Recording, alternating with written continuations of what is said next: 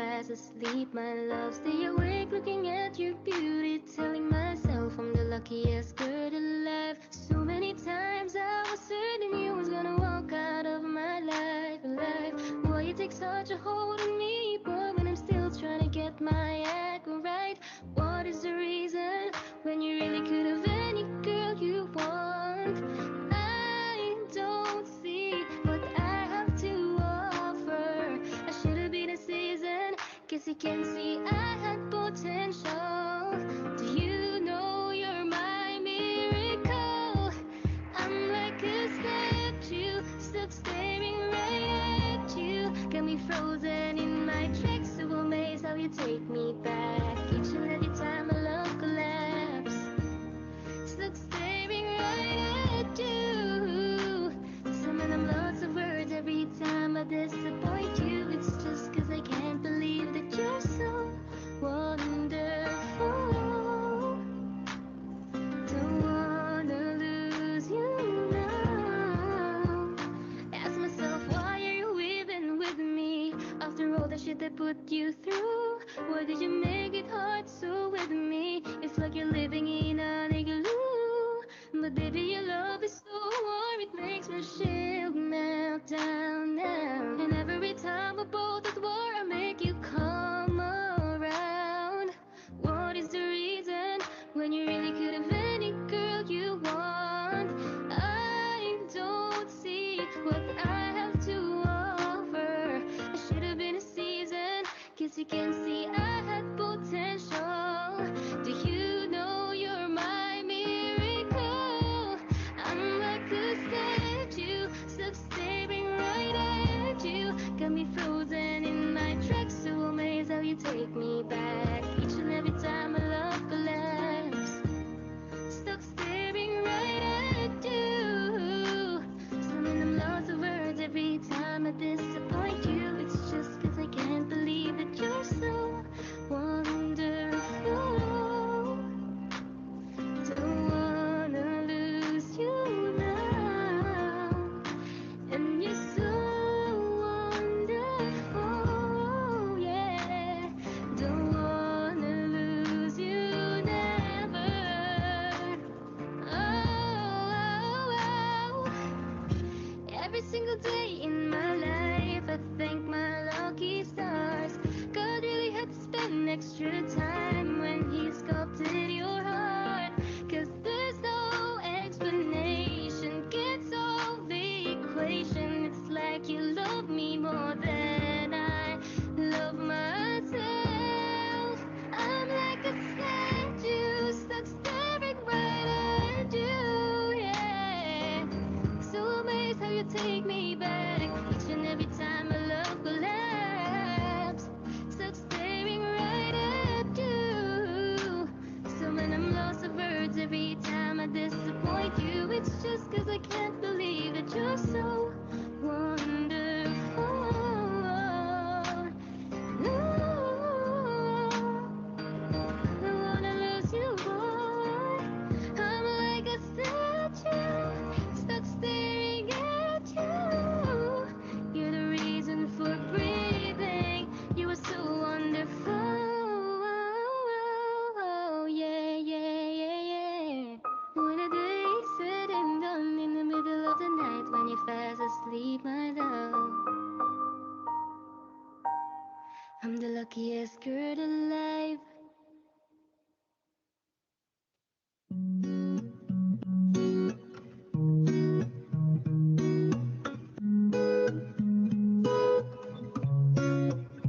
Can I call you baby? Can you be my friend? Can you be my lover up until the very end? Let me show you love. Oh, I know I pretend. Stick by my side even when the world is giving in. Oh, don't you worry. I'll be there whenever you want me. I need somebody who can love me at my worth. No, I'm not perfect, but I hope you see my worth. 'Cause it's only you, nobody knew I put you first. And for you, girl, I swear I'd do the worst. If you stay forever, let me hold your hand. I can feel those places in your heart no one else can. Let me show you love. Oh, I know I pretend. I'll be right here, baby. You know I'll sink or swim. Oh, don't you worry. I'll be there whenever you want me. I need somebody who can love me at my worst. No, I'm not perfect, but I hope you see my worth. 'Cause it's only you, nobody knew I put you first. And for you, girl, I swear I'd do the worst.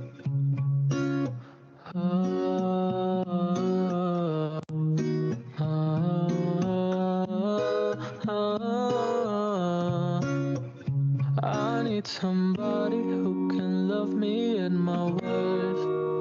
No, I'm not perfect, but I hope you see my worth.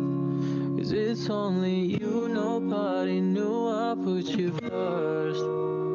And for you, girl, I swear I'd do the worst.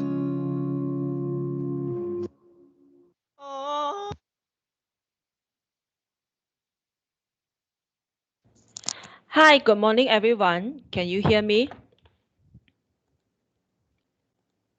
Can you see my screen?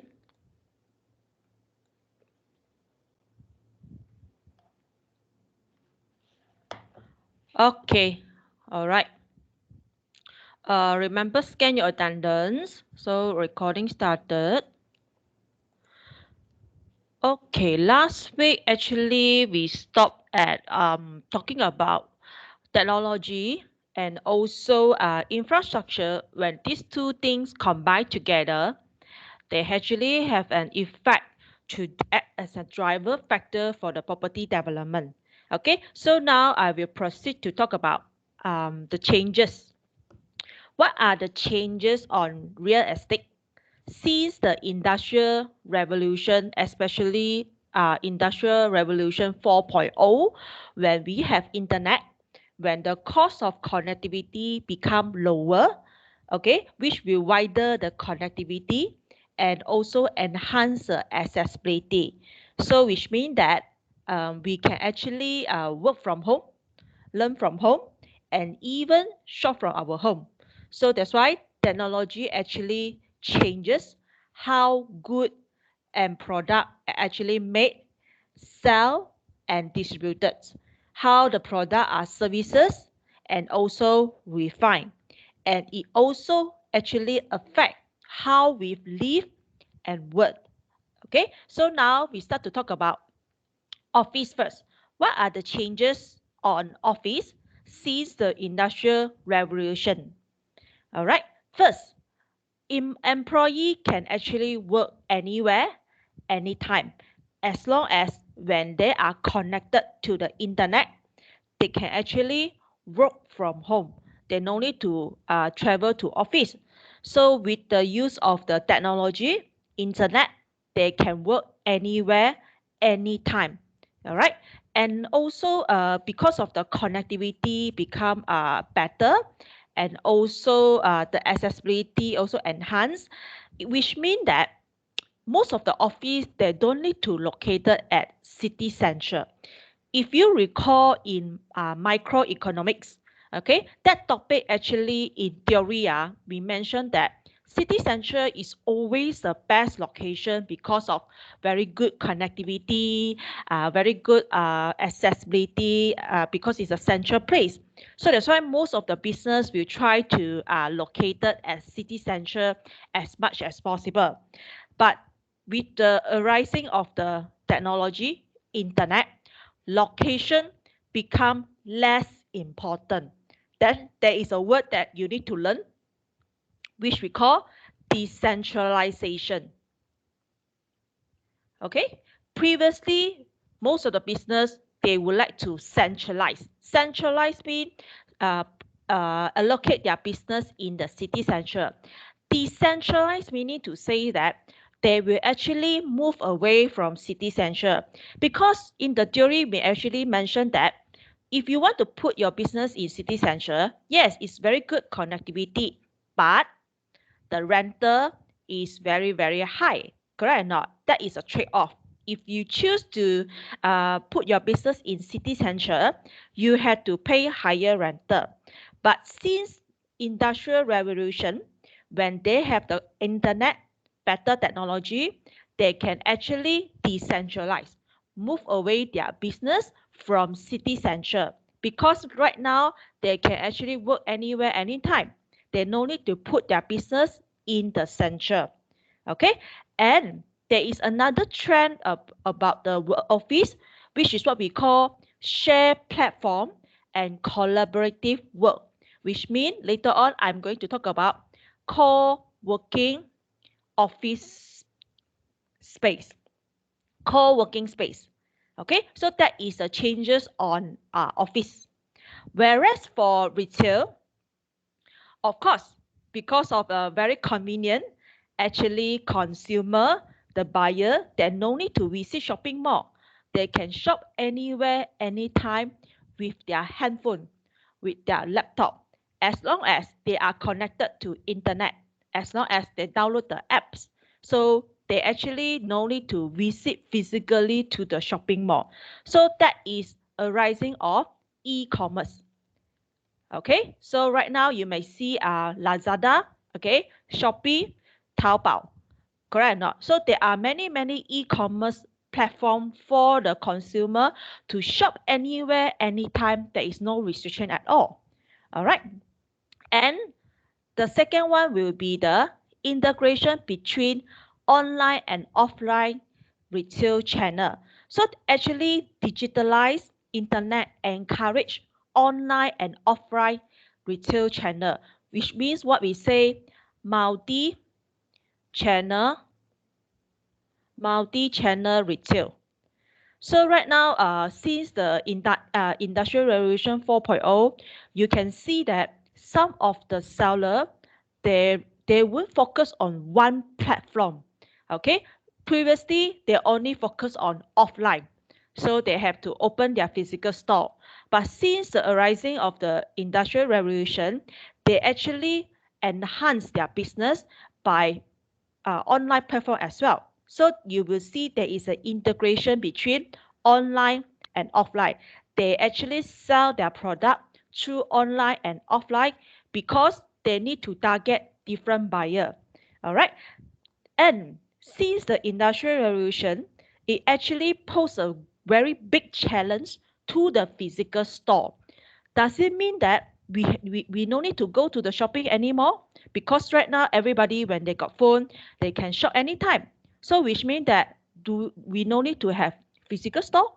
No, it actually created a great challenge to the to the offline retail channel. So the offline channel, the physical store, they had to emphasize and enhance their store experience, their customer experience. So rather than a point for sales, rather than is a point for you to shop for grocery, the retail, they had to enhance the experience, become multi-purpose hall, multi-purpose mall. So multi-purpose mall, which means that rather than you focus on food, sell the food only, grocery only, you should actually bring in more entertainment, such as cinema, pub. And then in terms of the F&B outlet, you should the developer also should integrate more choices.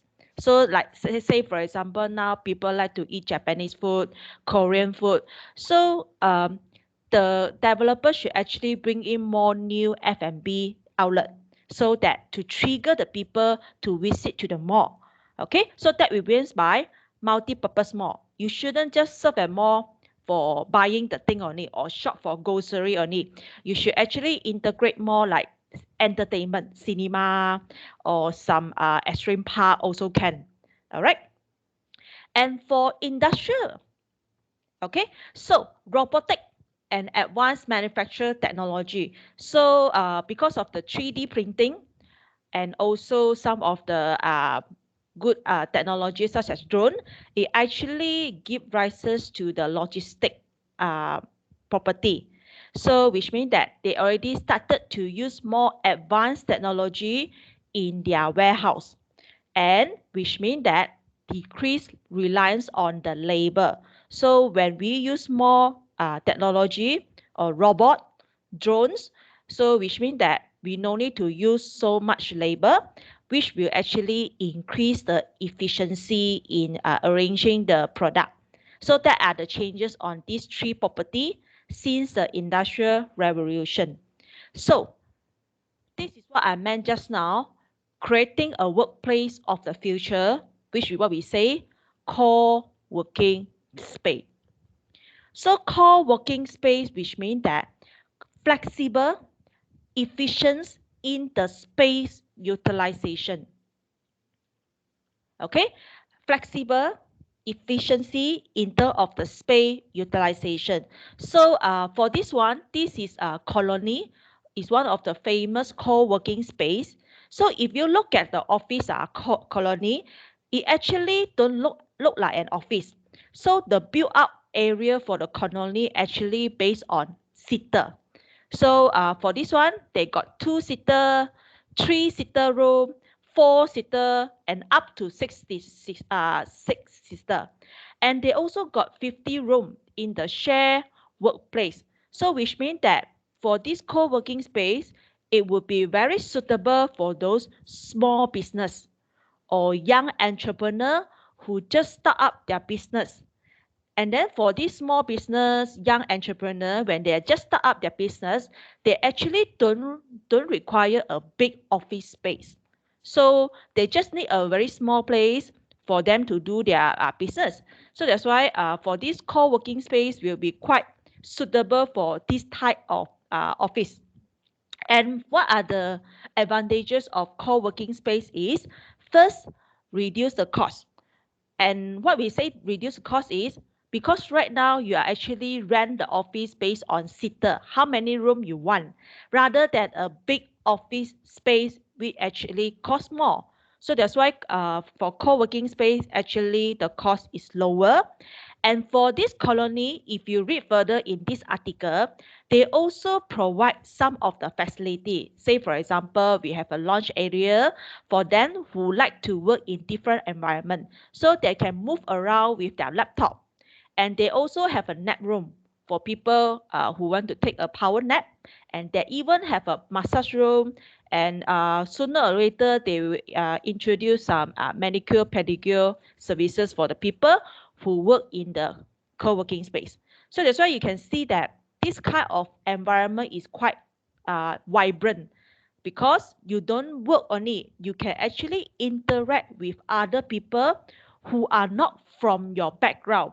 So that's why we say that co-working space is a space for you to work with stranger, not from the same company. So it's actually more vibrant. You can actually interact with many people from different background.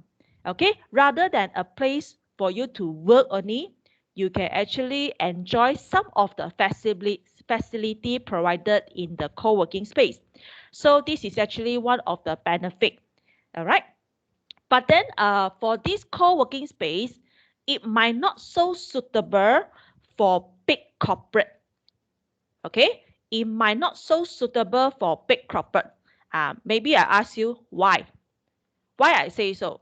Anyone know the reason or not? You may leave the comment in the chat box. Why I say this kind of co-working space not suitable for big corporate company and also established company. Why? Anyone? Is there any reason why we say that this is not too busy, too many people? Okay, when too busy, too many people, you lack of what? Lack of what? And big corporate normally they got some of the they need somewhat uh, space, time. They need what? Yes, privacy. That is a word. So we say that because you are interact from different people from different background, you don't know them very well, isn't it? Not many people, you look at them, that is a good people ma, because the face won't write I am a good people, isn't it? So that's why for big corporate, because they got many worker and they also consist of many P&C document. So that's why they might not suitable to enter their business into co-working space because they need privacy. They need a private space to interact with their client. And they also need a bigger space to put their employee. So that's why big corporate might not suitable to enter co-working space. So which means that physical office, traditional office still available, still okay because they're still targeted on big corporate. But then for co-working space, their target will be more toward those freelancers lah, small company, and also those like young entrepreneur, because their startup cost is quite cheap. So that's why they can actually rent the office space in this area. Okay. So these are some of the co-working space in Malaysia. So if you look at the price, it's actually not so expensive because like you look at here, per day, per month. So for Colony, per day is 60 ringgit. And then their rental actually very flexible. You actually can rent for 1 month, half year, or 1 year. So they won't look like the physical office. You had to lease the office for, let's say, somebody please off your mic. Okay, so for traditional office space, when you rent the office, you actually need to sign a lease contract for, let's say, rent up to 2 years or 3 years. But for co-working space, it's very low commitment. You can rent per day. Let's say you just want to 1 month enter 1 day only, or maybe few days only. So the startup cost is actually very, very low and affordable. So they also provide some if you don't want to have room or desk, maybe you can rent their small private office. So that's why it's actually quite flexible. We say that is what we meant by co-working space. It's very flexible and very efficient in terms of the space utilization. And if you look at the location of the co-working space, most of the co-working space actually located at city center, KL and PJ. So that's why just now we mentioned that if you rent your office in KL and also PJ, the rental for traditional office is very, very expensive. But then because of the co-working space, you are able to enjoy lower rental costs at city center. So that are the benefit. All right. And for the logistic, as I mentioned just now, because of the technology, you can see from this slide, the Alibaba, okay, one of the e-commerce platform, they started to launch drone-based delivery. So rather than they rely on the human to deliver the parcel, now they actually try to adopt drone to deliver their parcel over the water. Okay, so maybe we look at this video, how they actually use the drone to deliver the parcel over the water. Okay. If you cannot hear the sound, please let me know.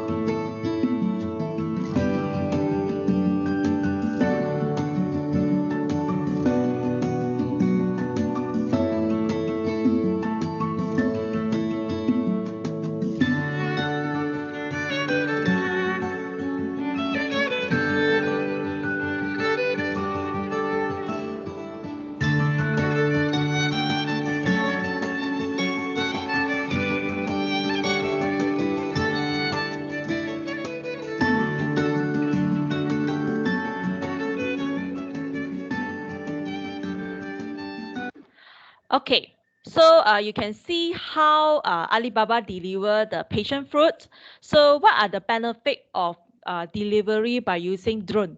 First, cut the transportation time, which actually will save the logistic cost.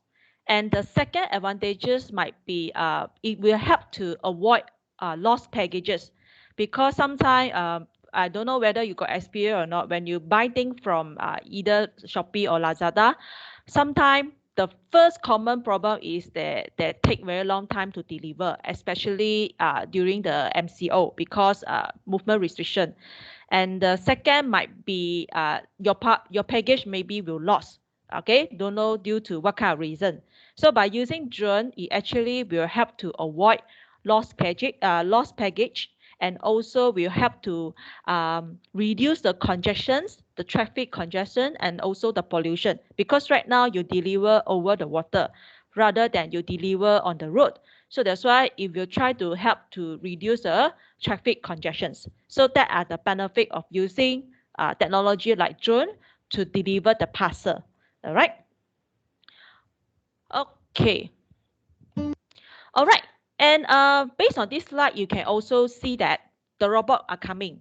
So Alibaba and Amazon, they actually introduce the use of robot in customer service.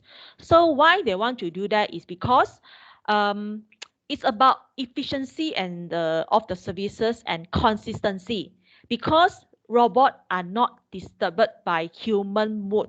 So we know that for the people who work in the customer service, they need to be very patient, because sometimes when we call to customer service, I think very commonly is you want to scold because of the service not good, you want to complain, isn't it? So that's why when you complain, when you want to voice out something, you start to feel like you will actually in an angry mood. So that's why for those people work in the customer service, they need to have patience to deal with all these complaint and also comment. Correct or not? But then, human sometimes just not in the mood. Correct or not? So that's why it will affect the efficiency in dealing with all these customer. But by introducing robot, because they do not have any emotion, so that's why it will actually enhance the efficiency and their consistency in the services. Okay, so that is a benefit why we have to introduce robot in the customer service, as actually recommended by Alibaba and also Amazon. Okay, and the second one will be like in Tokyo. Okay, Uniqlo actually already adopted automated warehouse. Okay, by cutting the manpower 90%. So their robotic warehouse is actually using to design, to transfer the product, okay, to read the tag, and also to confirm the stock number and other information. So which means it's actually more efficient, less error, less human error. And based on that, you can see that only a small portion of the work at the warehouse need to be done by the employee. So which means that by using more robot, it actually will cut down the manpower. They no need to employ so many workers working in the warehouse. Perhaps just a small portion only to monitor, to see the operation of the robot. Okay, so that is the effect of the technology on the logistic. All right, how about retail? So when you look at the retail here, he actually mentioned that retailer must master the O2O connection. O2O meaning to say that online to offline connection. So they have to integrate both platform at the same time, multi-purpose channel retail. Because right now it's so convenient that you can see most of the consumer will start their journey. Okay, they will start their journey online, start to search the information online first, okay, to see the information product. So you can see that what are they doing when they're actually shopping online? They will look for the product information. Say for example, they will check the review, check the price, then check for is there a good deal and promotion online. So they use social media to aid decision is what I meant just now. They will check people review and comment. All right. But sometimes when they check the review already, when they look at the product information already, they will actually go back to the physical store to buy things. So that's why this is first type of the customer. Second type of the customer, they will enter the physical shop first to see the price, to look at the product. Okay. Then after that, they will end up online. They will go to Taobao, Lazada, and Shopee to buy the product. So this is the second type of the customer. So that's why how are you going to target both of the customer at the same time? They need to integrate online and offline at the same time. Online and offline, they should complement each other. They should complement each other rather than competitive, rather than create a competition. So what I say complement, meaning to say that some people they prefer online, some people they prefer offline. So how are you going to target both consumer at the same time is you have to put your business in both platforms so that you can target these two type of customer at the same time. All right. Some people will prefer to go to shopping mall. It's because sometimes you need some human interaction, and it's actually quite much easier lah. If you go to the shopping mall, let's say you want to buy clothes, you can try, isn't it? You can try whether fit you or not. And then if you buy online, you cannot try. And then if you buy the something wrong already, when you want to return or when you want to do exchange, it will be quite troublesome. So that's why some of the people that prefer to go to the physical store to try. If anything, then they can actually settle quickly or ask the staff to assist them.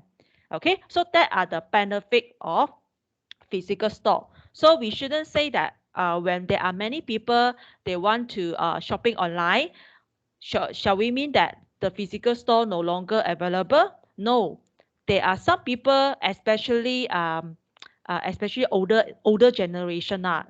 If they do not know how to use a handphone or do not know how to use a laptop to shop online, they might prefer to go to the physical store. So that's why we shouldn't rely on single platform. So single platform is what we say single channel. You only use one channel to distribute your clothes or services. So either you choose physical store or either you choose web store. So the limitation is you only focus on one platform. You only target of one type of the customer. So that's why multi-purpose channel might be better because you can target two types of customer at the same time. More choice, you can actually give them online and offline channel. So it's actually very flexible and convenient. So at the same time, it will help to boost your sales rather than you only focus on single platform, which is actually quite limit because you only focus on one platform. Okay. And just now is what are the changes seen technology, okay, industrial revolutions. Now, let's see what are the impact on the real estate since the COVID-19 pandemic is what we call a new normal.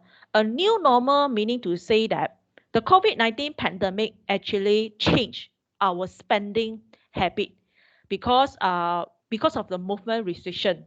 We cannot interact with each other. We had to reduce those non-essential interactions.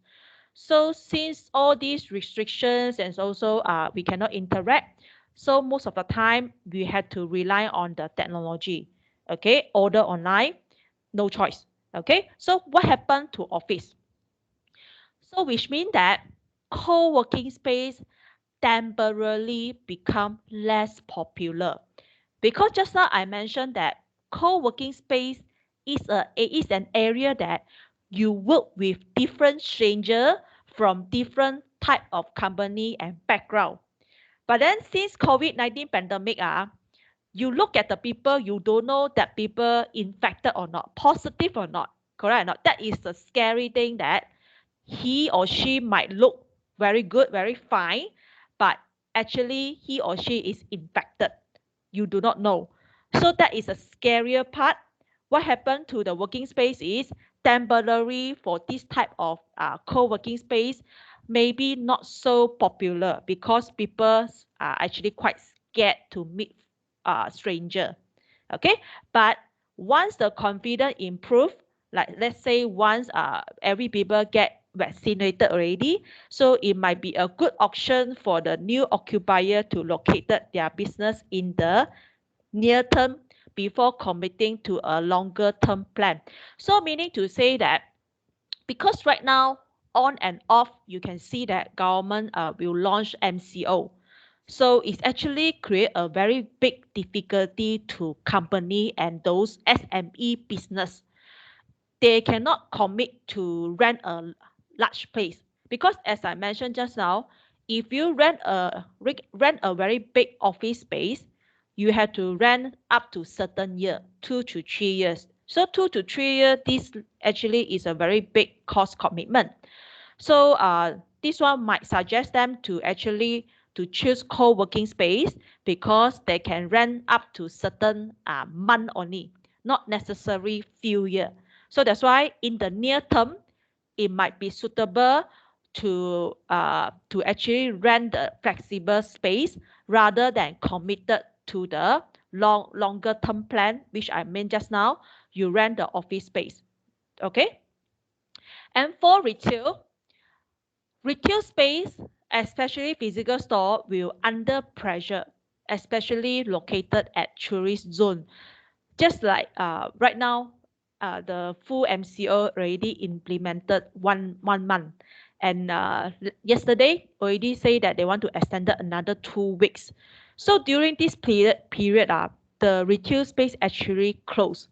So if continue like this, I think they will actually under a very big pressure, because like a dying mall, nobody can go, because now we cannot go out. Even we can go out, you also scared because you do not know who are infected.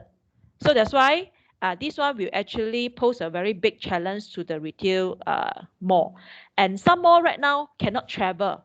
So cannot travel, which means that the visitor, the tourists from other country cannot come to Malaysia to spend. So that's why it mentioned that retail space in the tourist zone actually having a very big difficulty, because lack of customer, because of the foreign tourists, they cannot come. They cannot come and spend. So that's why the retail space actually is under very big pressure.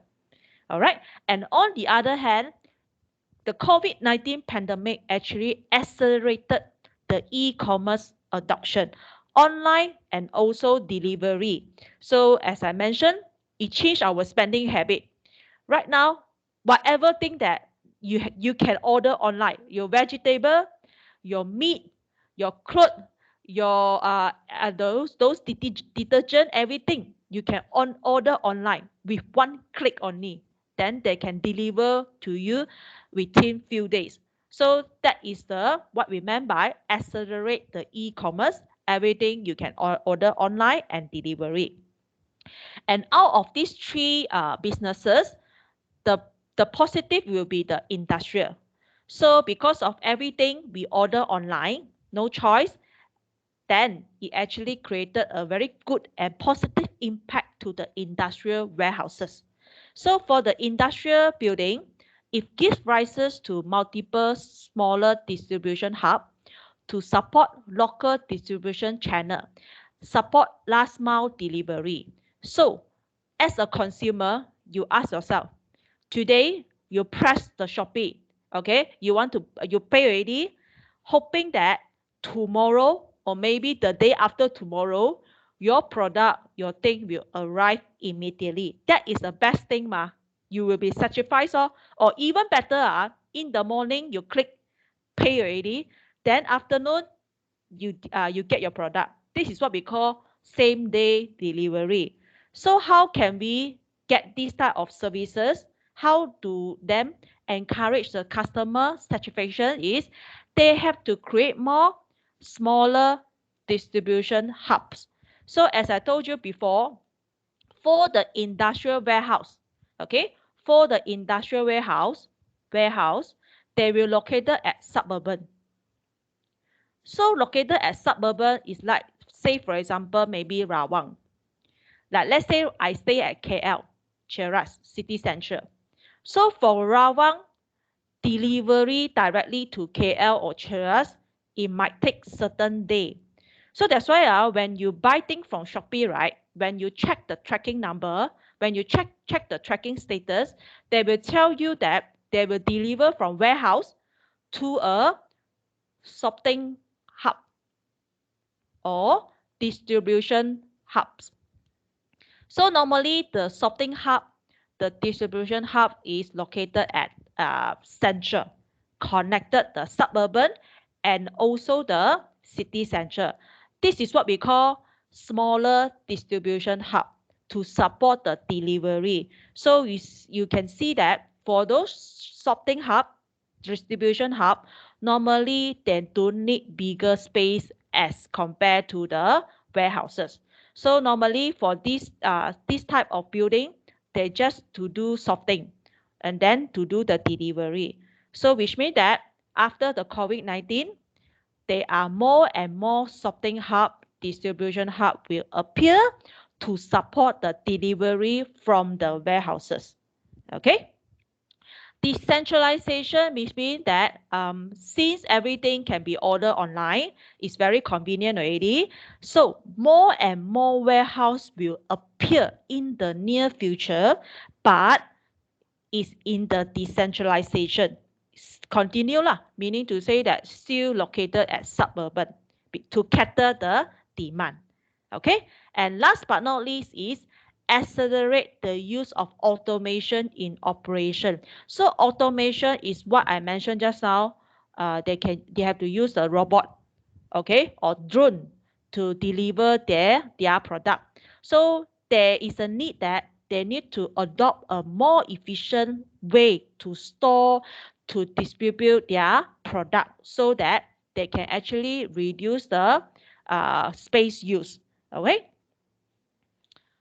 All right. So this is the thing that you have to take into. You have to remember. First, changes of the consumer trends and also shift to the online shopping. So previously, I introduced you a single channel. Correct or not? So you rely on one channel to sell your product. Then after that, I mentioned that they need to change to multi-channel. So integrate online plus offline at the same time. That is what we call multi-channel. It's more flexible, more convenient to target both platform of the buyer. But then today, the better way for the retail is what we call omni-channel retail, omni-channel strategy. So omni-channel is actually similar to multi-channel. Okay, the purpose is to optimize. Okay, the purpose is to optimize the multi-channel sales channel so that to offer a higher integration. The word is integration, and then to create a seamless experience. Seamless meaning to say that smooth experience. So for this omni-channel retail, they have to use centralized data management. Centralized data management. So which means that it creates a very smooth experience for the customer whenever they shop online, whenever they shop offline. Okay, maybe I share with you one of the experience I encountered for the omni-channel lah. You know Watson, right? Watson. Okay, so Watson got their apps and they got the physical store. So during the COVID-19 pandemic, I need to buy something from the Watson, the dairy, what kind of thing that I can buy from Watson. So first, I try to use the app first. I download the apps, then I try to shop. So I shop already, I add to the cart. Then the next day, I want to pick up what I left off ma. So because sometimes I take 2 days to shop for the grocery, because I want to order in large quantity so that it just deliver one time lah. So the next day, I use laptop to actually continue to shopping. So when I log into the same account, supposedly I should see my shopping cart, the thing that I already picked up from my handphone. But too bad is when I log in by using my laptop, the thing gone, nothing. So that is not omni-channel because there is no integration. Supposedly when you shop online from your apps, from your handphone, when you log in into the computer, you should see the similar thing in your shopping cart. But problem in Watson is I didn't see anything. There is no integration. So end up I become frustrated because everything gone. Okay, I have to use the handphone again to search. But then sometimes I will prefer to use laptop. Correct or not? So, and that is the one problem. Then when I go to visit their physical store, okay, they also cannot check my previous purchase history from the physical store. That is the limitation. That is not omni-channel because there is no connection between their online and offline. So that's why omni-channel should be integrated, okay, to create a very smooth experience for the customer by using the centralized data management. Whenever they use the apps, the website, the laptop, or even when they visit the physical store, the data should be there. Because sometimes I want to ask the seller to check my account, to check my point, to check my shopping history. But then sometimes the information will not be there. So that is not the omni-channel. So omni-channel is the thing that we have to integrate both platforms at the same time to create a very good experience. Just like me just now I mentioned, I become frustrated because I cannot continue to shop by using my laptop. I had to continue to use my handphone. Because sometimes when you use the handphone to search, it's quite difficult. It would be better to use the laptop. So on and off, I will use laptop and I will use handphone. Okay, so omni-channel is, remember, integration. And the data should be centralized between the both platform, online and offline. Okay. And for logistic, okay, for logistic, you can see here, efficiency and evolution will drive the further logistic asset, such as the facility driven by robotic, like I mentioned just now, and ultimately drone delivery. Maybe now in Malaysia, still not popular yet to use drone, but sooner and later, in the upcoming future, we might see they use drone to deliver our parcel. Okay, scarcity of land in key location is another important factor to locate last mile logistic. Okay, and also logistics centers that are still close to the city, such as likely to repurposing an obsolete space. So like I mentioned just now, you will see more and more sorting hub, distribution hub located in between to create a more efficient way of delivery. All right, and for office, it's still under pressure. Okay, because right now most of the people they work from home, they didn't go to the office. So you can see they predicted that the office space might decrease from 90 to 80 desks per 100 employee. So which means that they wouldn't allocate more employee in the office anymore because of this pandemic. All right. For more information about the property market performance, okay, you can actually read more. This is a very good article. You can read more. I already posted at the Microsoft team to see how the COVID-19 pandemic affect on office, industrial, retail. Okay, I just talked about these three only. Perhaps you can read more to see about the residential and also the hotel. All right. Okay, the next one I will going to talk about infrastructure. How infrastructure will impact on property development activity. So the first one will be what I say, high speed rail. So high speed rail is a mega project connected KL and Singapore. So connected, which means that you can take this high speed rail within 90 minutes. You can travel from KL, okay, to Singapore. So along the way, you can see Bandar Malaysia is at KL. It connected to Putrajaya, Seremban, Negeri Sembilan, okay, Melaka, Johor.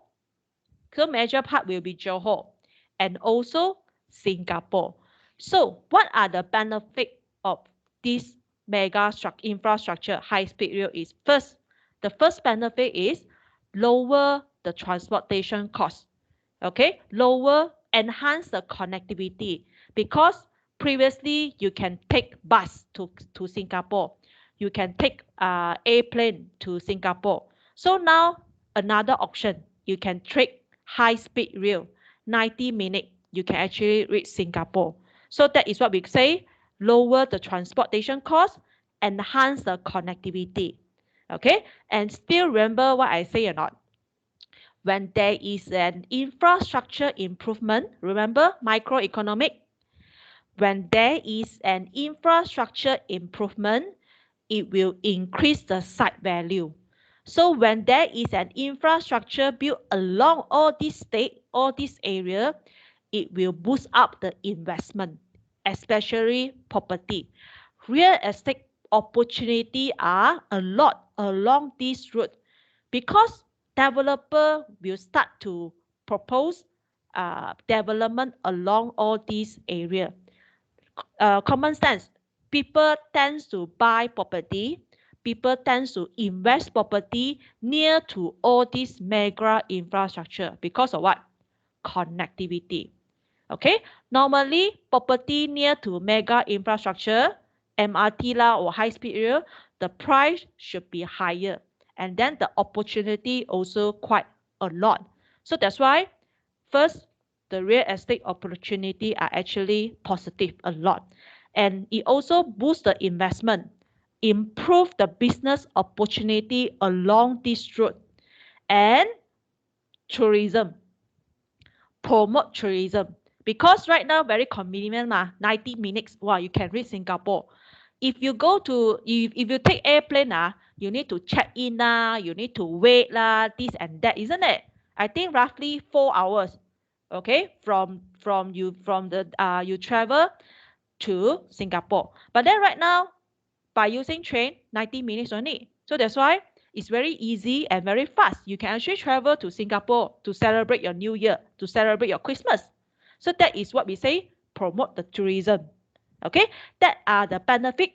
I list out a lot. What are the benefits of mega infrastructure? Okay, and last but not least is about what? Create job opportunity. Okay, when there is an infrastructure, of course, the first industry benefit will be what? Property development and construction industry. So it actually create and secure more job opportunity.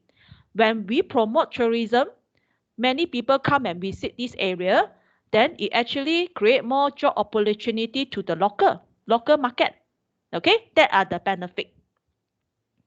But as you know that in 2018, so when there is a change of the government, all right, change to who already? Pakatan Harapan. So Pakatan Harapan, they actually found out that our national debt is very, very high. Still remember just in the beginning, I say our national debt is very, very high, up to 1 trillion. So because of this news, because of this burden, our former Prime Minister decided to cut down a few mega infrastructure. The first is high-speed rail. So they decided to cancel high-speed rail this project. So whenever he mentioned about this cancellation, a few news actually appear. The first news is, you can see the high-speed rail cancellation actually hits Jurong is in Singapore, property price. Because previously, many developer, even the investor, they will buy property near along the high-speed rail because they want to do investment ma. But right now, when the government say want cancel, so they will not expect lah. They actually couldn't expect why they want to cancel. End up they cannot do anything because right now they cancel already. The property price and also the rental price might be affected because of this decision. Okay. Second news, as you can see, once the government say cancellation, immediately MRCB, the Gamuda, their share fall immediately after high-speed rail project cancel. So these are the effect when we say that there is a cancellation of the mega infrastructure, how it impact property market, how it impact construction industry. Just now I already mentioned, when there is a mega infrastructure, construction industry will be the first industry to benefit because of the job opportunity. Okay. But then later on, we change to another government again, okay, to Perikatan Nasional. Then the person in charge say that right now there's still not right now in May 2020, they actually have a negotiation with Singapore to nego the cost reduction auction to review the route alignment, see whether can come into the agreement or not, rather than just cancel the whole thing lah. So they actually do the negotiation, okay, on and off lah. But sadly to say that early of this year, both parties cannot come into an agreement. So end up high-speed rail cancel because Singapore couldn't agree with the changes proposed by the Malaysia. So this is the final decision of the high-speed rail project. Singapore want to out. But then Malaysia, okay, there is a chance Malaysia, the government say they want to go alone with the high-speed rail project. So which means that they want to, if you refer back to the route, they want to continue the high-speed rail, but stop at Johor. Okay, I think this is my perception. Why they want to do that is because certain agreement couldn't come to agreement with Singapore. So they might proceed to Malaysia first, Malaysia route first. So in the upcoming future, maybe sooner or later, they will connect back to the Singapore. So that's why they might have a planning to continue to high-speed rail, exclude Singapore. That is news up to the this year. Okay, right now because of the COVID-19, this one they don't have any update yet. All right. Okay, then what happened? KL Singapore high-speed rail cancellation actually hamper Negeri Sembilan economy because they say that if you recall, one of the stations will pass by Seremban. So actually, high-speed rail will actually speed up the linkage in the southern area. But when it is cancelled, it will slow down the investment in Negeri Sembilan. So that is an impact to the country property market. All right. And another mega infrastructure will be Bandar Malaysia.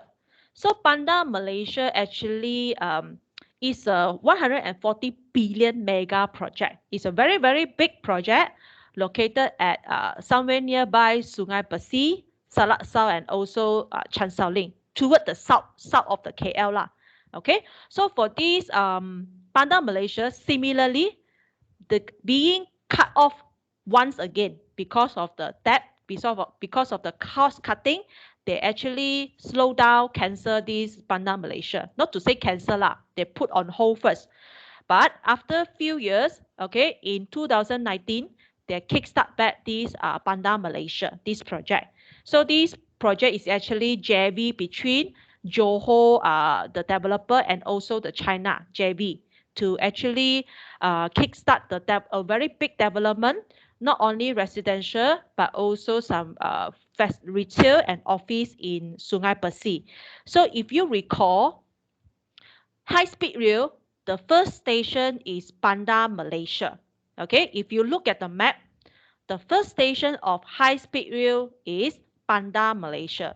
So that's why they want to kickstart Bandar Malaysia is because of the high-speed rail. It will actually bring some very good impact to the Bandar Malaysia. Okay, but what happened is when the high-speed rail cancellation, you can see from this news, it mentioned that it will actually derail the prospect built around the Bandar Malaysia project. So that's why the government want to still continue the high-speed rail without Singapore involvement, because they want to accelerate Bandar Malaysia this project. So that's why they're still under consideration whether want to continue high-speed rail or not. Okay, so that is the impact. And another mega structure is about MRT. So we have completed line 1, MRT line 1, line 2 still ongoing, okay, but line 3, the circling is cancelled. Okay, similarly, same fate lah, because they say that this project is not so cost effective lah, don't have money, so they decided to cancel MRT 3. Not to say cancel, reviews on hold first, because at the moment it's too costly to build at the moment during the time lah. That's why they want to on hold this MRT 3 project. Okay. And right now because of the COVID-19 and because of the tightening MCO, FMCO, we would expect to see there are more and more slow delivery of this mega project. So which means that it will actually affect the property market, and it will also affect the investor.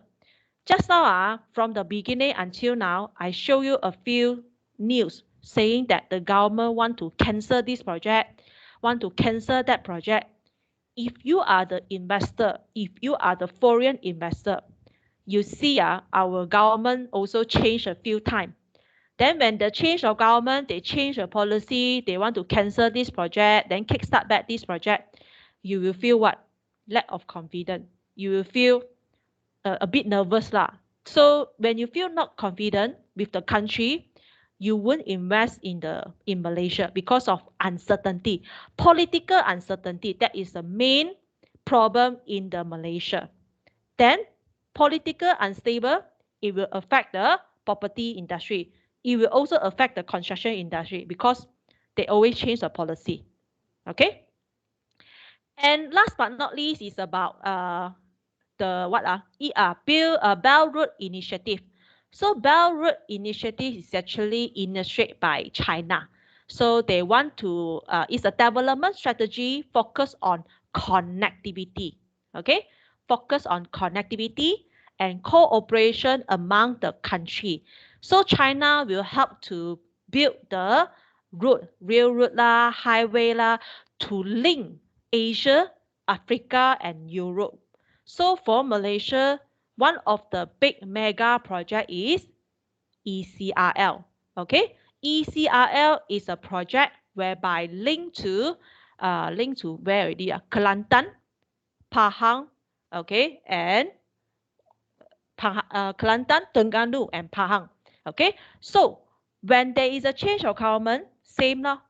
So our former Prime Minister say that ECRL is overpriced. It's not economical feasible at all. So he say he want to defer or you want to terminate. But problem when you want to terminate, you have to pay compensation, RM22 billion as a penalty because you want to cancel, you want to pull off from the agreement. So because of this compensation very high, they actually, both parties, Malaysia and China, they come to negotiation.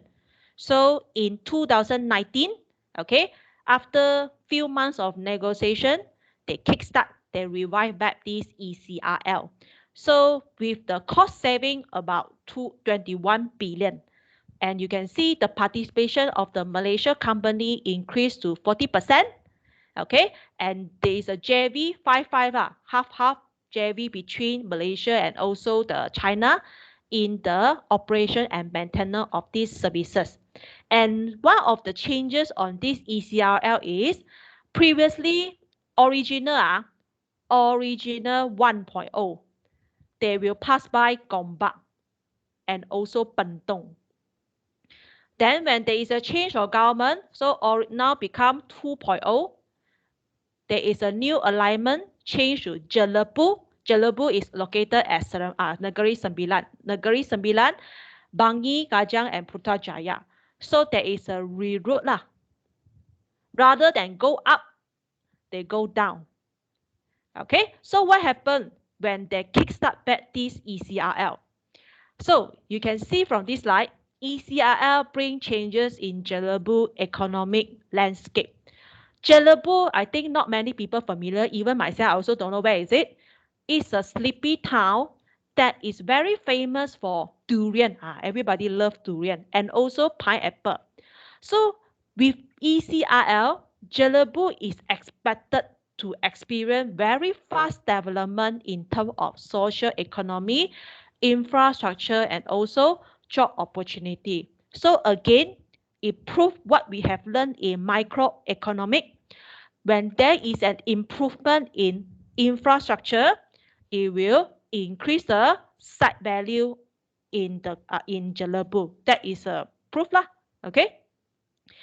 And you can see also at least 40% of the work will be awarded to the local construction industry. That is a very good thing, because if you look at here, they agree they will pay special attention, meaning to say that they will award most of the job to contractor, to small contractor from G1 to G3 category, so that they can benefit, okay, from this project.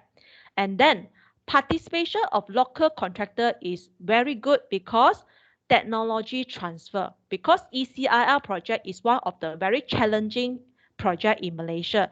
And also, you know that China involvement will actually have a lot of technology and also knowledge transfer. So that's why local contractor will be benefit from the transfer, knowledge, and also technology. Okay. But again, when we reroute, change another government to Perikatan Nasional, now they say that the final route is not finalized yet, because they say that they don't want pass by Negeri Sembilan already. They want to go back to the original 1.0. They want to pass by Gombak and also Bentong. So that's why this news come up that saying the route, the final route is not finalized yet. They're still under discussion.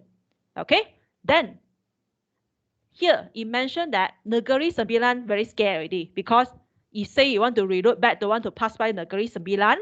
So the Negeri Sembilan Menteri Besar say that hope the ECRL still maintain, because if you know that the government already confirmed will pass by Negeri Sembilan, most of the developer investor, they will actually focus on this area. They start to purchase land, they purchase property.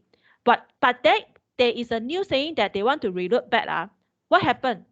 Can you say that you don't want that land already? You don't want that property already, meh? Cannot, ma, correct or not? So that's why they are quite afraid. The government say want to reroute back to the previous alignment. Okay, but then eventually end up I hope that is a final one ECRL goes back to the original alignment. So which means that here you can see no longer pass by Negeri Sembilan. They actually go back to the original route, the north way, because the government say that it's better, it's value for money, because it's better connectivity for the cargo hub. So that's why they pass by to Bentong and also Gombak rather than Negeri Sembilan. So that is the effect If you are the investor, if you are the developer, you already plan your property at Negeri Sembilan quite some time already. But because of the political unstable, okay, always change of government, change of policy, this and that, you can see the impact. Here now reroute back. So no more mega structure pass by this area. So you will see that here will be lack of catalyst. Nobody want to focus on this area anymore, because now no more ECRL Even high speed rail also no more. So you will expect lah the settlement in Negeri Sembilan, the property might become very slow because of these changes. Okay. All right. So let's break for 10 minutes. Then we come back to continue the last part of the chapter. Okay. Remember, scan your attendant. What is the time now? Okay. Come back at 9:15. See you later.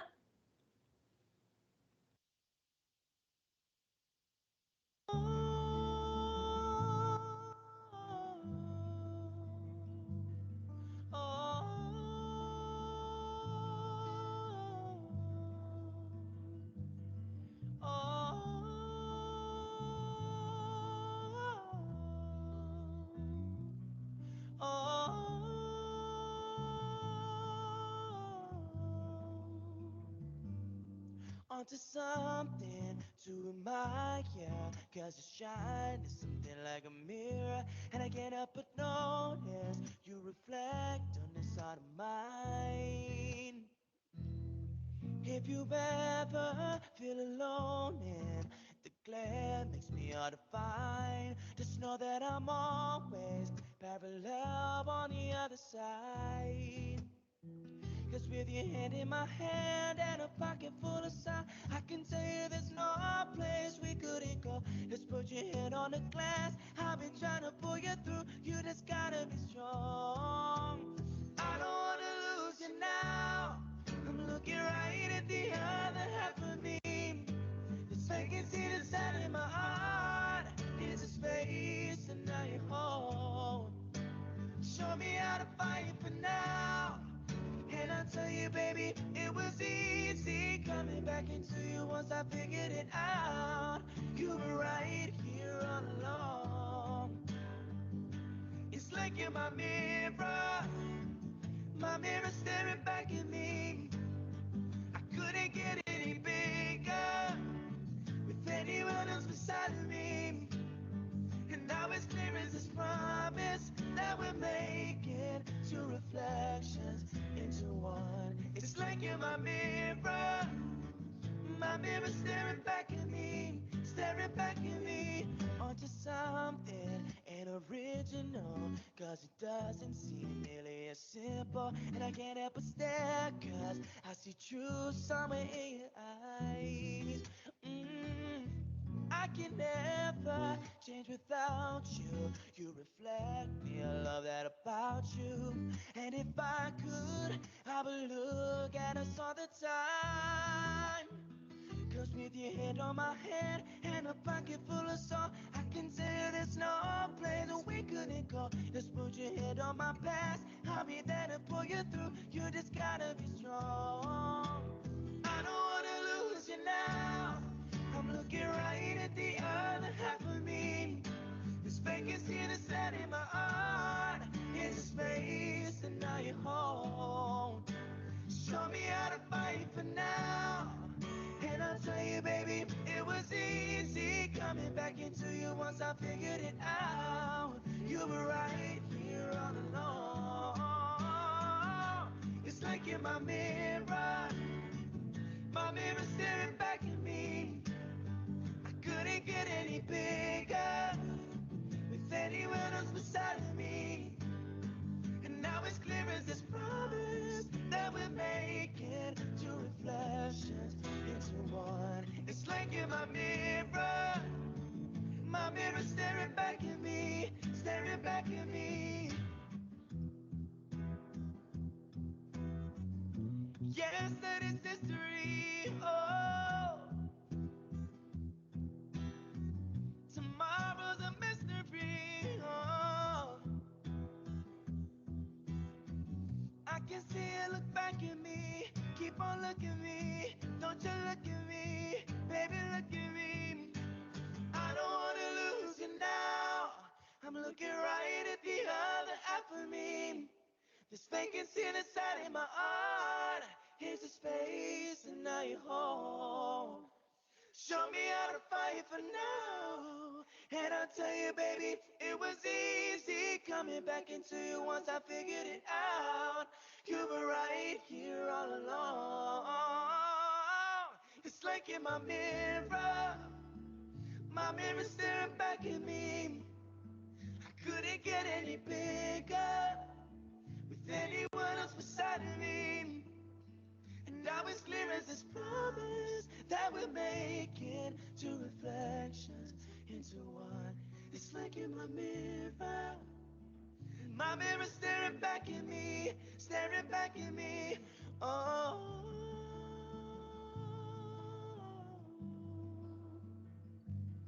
oh,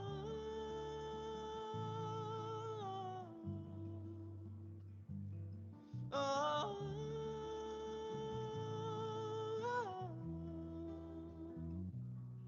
oh,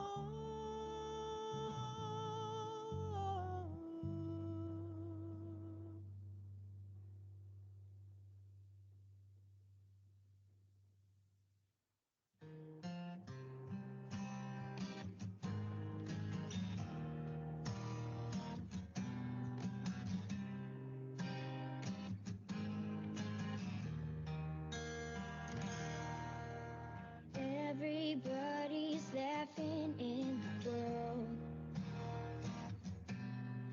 Rumors spreading about this other girl. Do you do what you did when you did with me? Does she love you the way I can? Did you forget all the plans that you made with me? 'Cause baby, I didn't. That should be me holding your hand. That should be me making you laugh. That should be me. This is so sad. That should be me. That should be me. That should be me feeling your kiss. That should be me buying you gifts. This is so wrong. I can't go on till you believe that should be me. That should be me. Said you needed a little time for my mistakes. It's funny how you use that time to have me replaced. Did you think that I wouldn't see you out at the movies? What you're doing to me, you're taking her where we used to go. Now if you try to break my heart, it's working 'cause you know that should be me holding your hand. That should be me making you laugh. That should be me. This is so sad. That should be me. That should be me. That should be me feeling your kiss. That should be me buying you gifts. This is so wrong. I can't go on till you believe that should be me. I need to know, should I fight for love or All right, welcome back. Okay, so last part of this macroeconomic chapter is about property cycle, assistance of the property cycle. So we actually talk about the process, the property process actually got up, down, and then recover back. So if these processes are so regular, why can't property developer predict the cycle correctly? So basically, there are 7 points here to actually are the factor that hindering the property developer to predict the cycle accurately. So the first is there is a lack of the limited availability of reliable property data. So we don't have a centralized data place to store all these property data. Sometimes the property transaction between A and B, they are doing privately. So when they are doing privately, all these data actually are not captured, are not detailed up, are not actually compiled by the government. So actually, if you want to look for a reliable reason and reliable property data will be quite difficult. There are many platforms. Believe me, when I search for information to update my lecture slide for this subject, I always have to look from different platforms to get the information. And different platforms, they have different data also. That's why I have to filter myself to see which one is the correct one and the suitable one to put in this this subject. So that's why it's very limited. The information if I want to find a reliable one, yes, they have, but I need to take time to filter. But when you look at if you buy share, if you want to buy gold, all this information, especially share, if you want to buy share from Sunway Berhad, so you can actually look for the previous data, their company profile in their website. You can also look at their company report. So all this information actually available online and also you can access more easily. But then sometimes for property data, if you want to access, you have to become their member, you have to pay.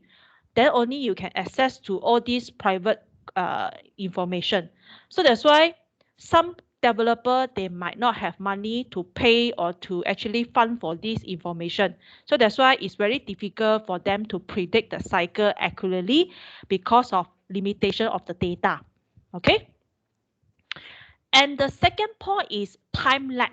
A time lag between purchaser-seller transaction and the release of this information into the public domain. So time lag meaning to say that, say for example, I'm looking for, I have a house, I'm looking for buyer.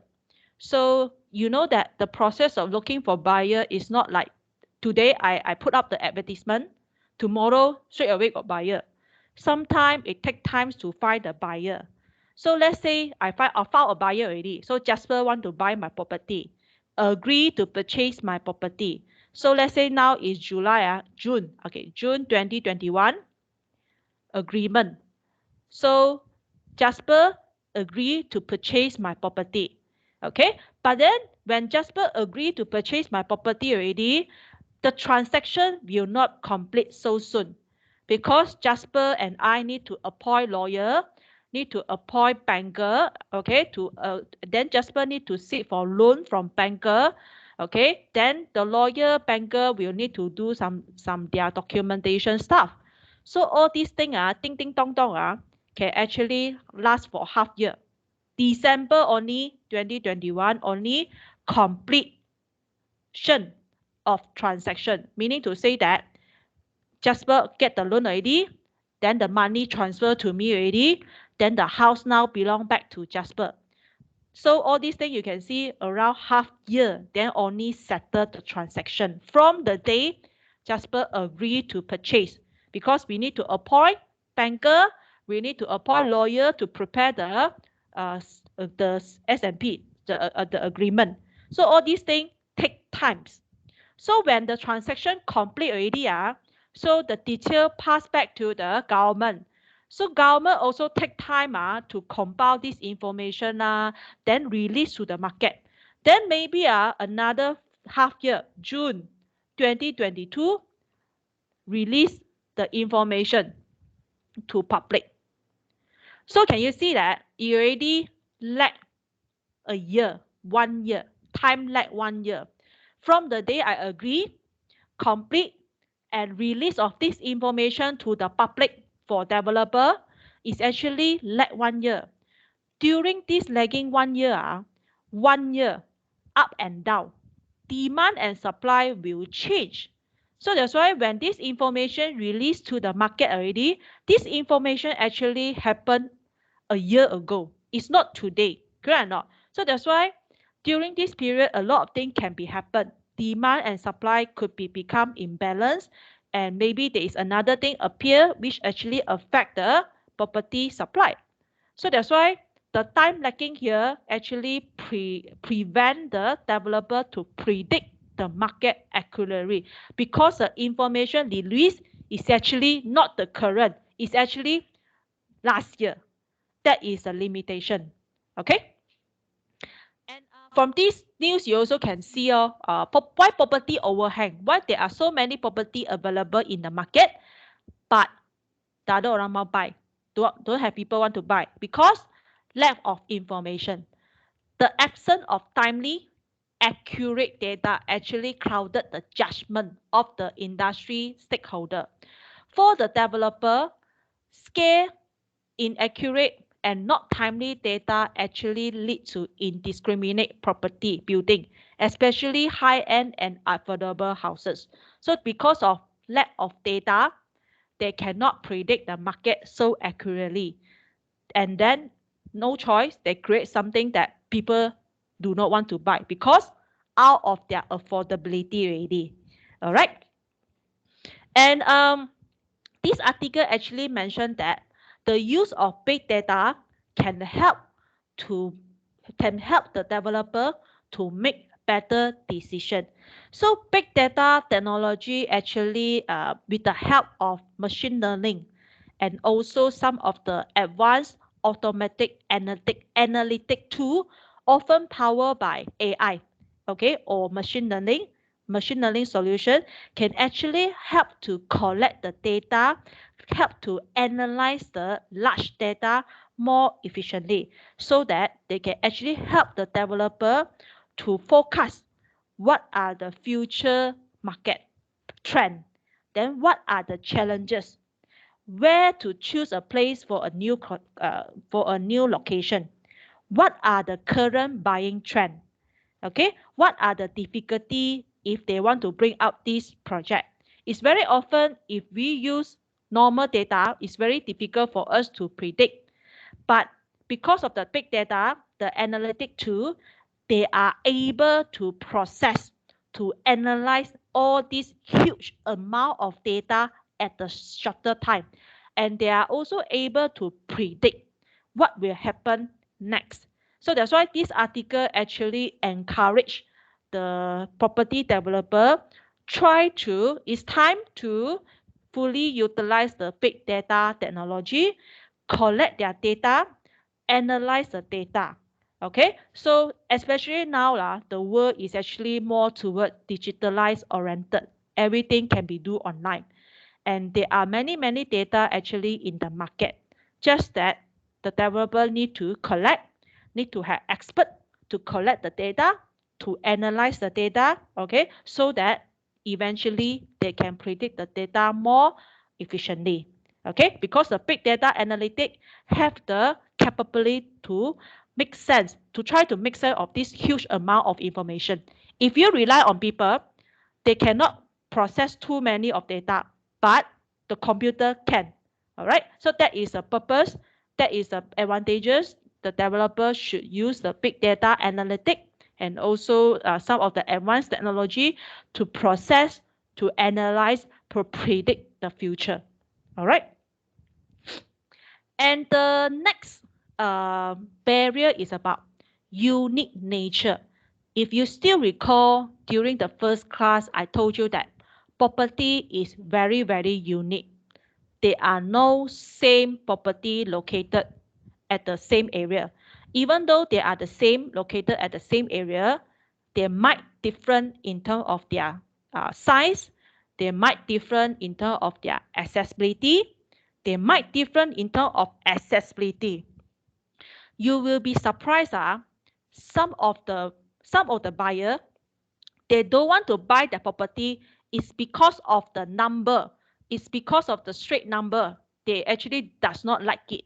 So maybe now I ask you normally for Chinese, they will avoid what kind of number, especially the number plate. They will avoid what kind of number? Anyone? 4. Okay. Why 4? Why they want to avoid 4? Why Chinese want to avoid 4? Why they prefer 8? Correct lah. So for Chinese, they don't like 4. They prefer 8 or 9. So 4, yes, Pauline, correct. 4 means in Chinese called die, especially 1-4. 1-4 means confirm die. 2-4 means what? Easy to die. 8 is mean what lah, correct? What means what? Rich. kaya. So that's why different races they will actually, because of the number, they actually don't want to buy the property, especially those plagued with 1-4 lah, 2-4 lah, they don't want to buy. But then do you know for Malay they actually prefer 4. Do you know why or not? Why Malay they prefer 4? Anyone? Do you know the reason or not? Why our Malay people? Wow, you all very hebat correct. 4 in Malay called empat. Empat means tapat. Tapat means what? Easy rezeki lah. So that's why they prefer 4. And then why Wei Sun say goyang kaki? Goyang kaki is when you look at the 4 you imagine this 2 is your leg. One leg like that, then you cross your leg. So meaning to say that look like a goyang kaki lah. You no need work. That is means your life is very good. That's why goyang kaki, easy rezeki lah. So Manjun say 4 wife this one betul ke tak betul, I don't know lah So that's why Malay actually prefer 4 rather than 8 and 9. So that's why you can see different people will have different superstitions. Like for Chinese they will prefer their house located at upper side rather than the lower side. Okay, because if the houses located at the lower side of the road which means that your health your wealth will float away. It's not good. So that's why Chinese want upper side. In Chinese we call 高高在上. So that's why when they choose their house, they prefer at upper side rather than the lower side. And then the second superstition is the Chinese will avoid the houses in front is the T junction. So if the houses are in front is the T junction, they will avoid. Because in Chinese perception, the T junction means is an entrance. Is the entrance, is the gateway for those bad evil enter to your house. So that's why they will avoid the houses facing to the T junction. So that are the superstition of the Chinese. Then for those property, yes, also got ghosts. For those property near to hospital, maybe near to temple, some of the Chinese also will try to avoid, and also cemetery And then maybe I ask you can you accept or not if the house beside is the cemetery? When every day you open the window, you can see the cemetery view. How many of you can accept? Maybe I ask now. I got 180 students. You all can accept or not? A house with a view of cemetery. You scared or not? Anyone? Can you accept? So Pauline say cannot. Charles, you say you cannot accept, right? But I do have friends they can accept. My husband say he can accept with the house with the cemetery view. He say it's like a good feng shui. So you can see different people might have different view. But then Frankie to say for those property near to cemetery is cheaper. Especially the view is cemetery view, the price is even cheaper. Okay, and you know this one or not? High tension, the tension post, the wire. How many of you can accept if the houses near to high tension of the wire? Because this is what people scared of the radioactive, the electromagnetic, because of the health. They're scared of they can kernel cancer. That's why for those houses near to this type of tension wire, the house also cheaper because people scared of it. So that's why we cannot choose a site. Sometimes the site, the land actually near to high tension wire, near to cemetery, maybe near to hospital, but some people just couldn't accept it. But you will surprise as I told you just now, some people can accept because normally for those houses near to this and cemetery, the price is very cheap, it's very low. Okay, that is a pro and con. That's why every people, even the Chinese, Malay, Indian, they might have different perception and superstition. So that's why it's very difficult for the developer to predict their preference because everyone is unique also. All right. Okay. Next is about property. Real estate is a lumpy.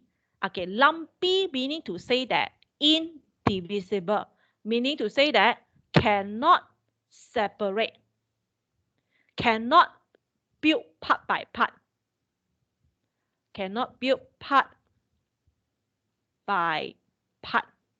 Okay, again, indivisible means cannot separate.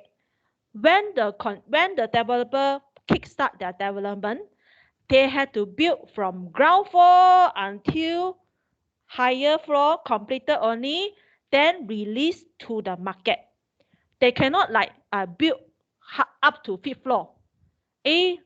Like market down already, I don't build lah, we stop at 5th floor lah. When the market recover, only we continue to build lah.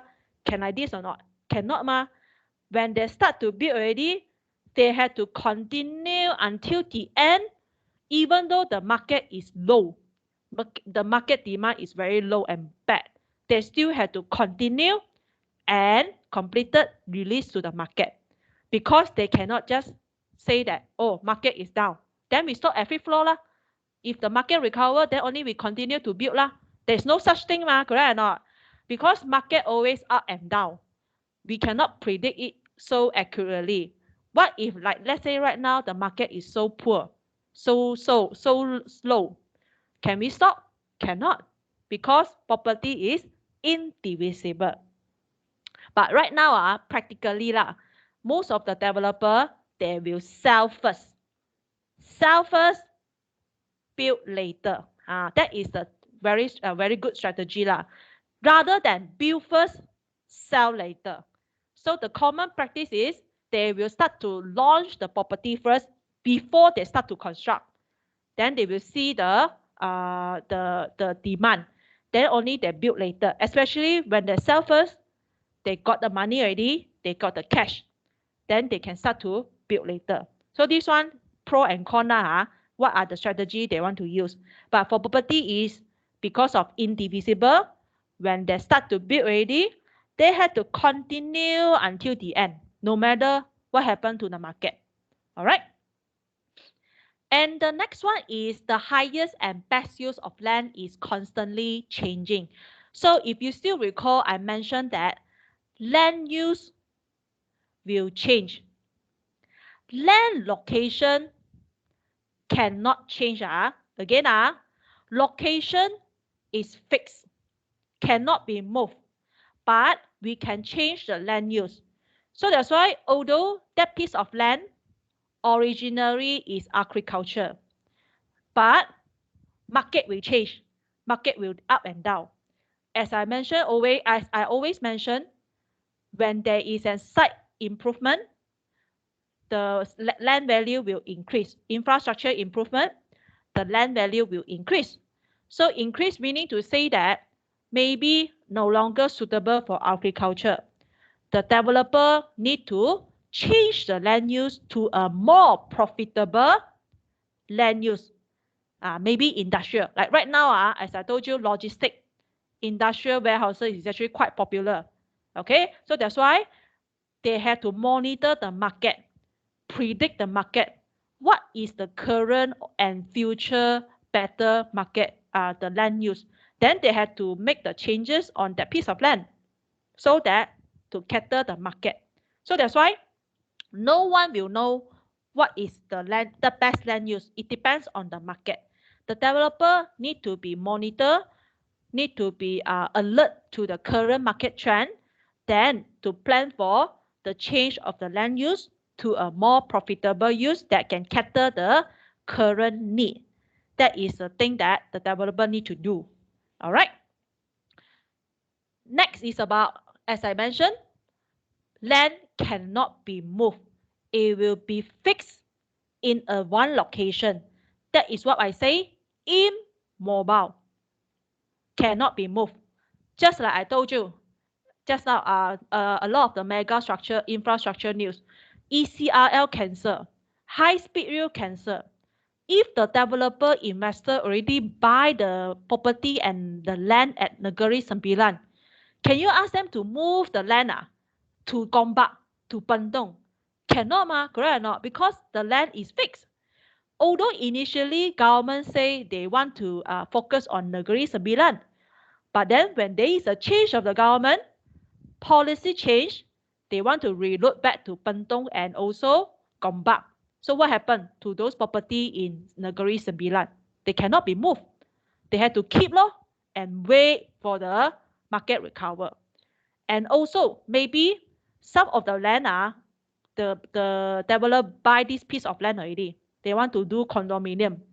Then who knows the government say the next piece of the land they want to do cemetery. So what can you do as a developer? You cannot do anything because you already started to construct. You have to construct until the end. So that is the thing.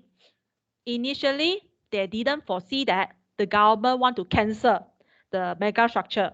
They didn't foresee that the government want to build cemetery near to that piece of land. So that is a thing that is very difficult for the developer to predict. There are many uncertainty actually hindering them to predict the market so accurately.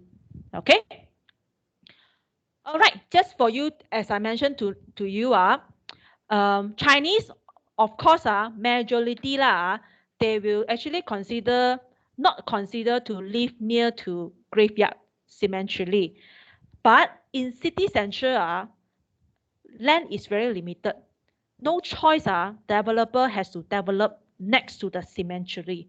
Okay, but then if the that piece of land near to cemetery, the architect play a very important role in designing the houses. They should design the house at least when they open the window, it's not directly see the cemetery. So that's why architect play a very important role in this part to avoid the view directly near to the cemetery. Okay, but let's say sometimes it's hard to avoid okay, but what if really the view actually when you open the window you can see the cemetery? To be fair, normally the price is very cheaper as compared to the normal unit. They will discount up to 50%. This is very true because near my house, I think that property developed by NKH Kajang. So that piece of land near to cemetery, not far away I think near to cemetery. So that time I busybody, I went to ask them, okay, for the house near to cemetery, how much you all discount? Then the agent tell me they discount 20%, they're free 3 car park. As compared to normal, no discount, only 2 car park. So that is a pro and con.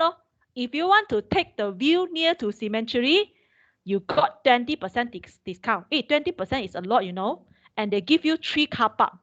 So that is the trade-off. If you choose to stay with a cemetery view, you got discount and you entitle more car park.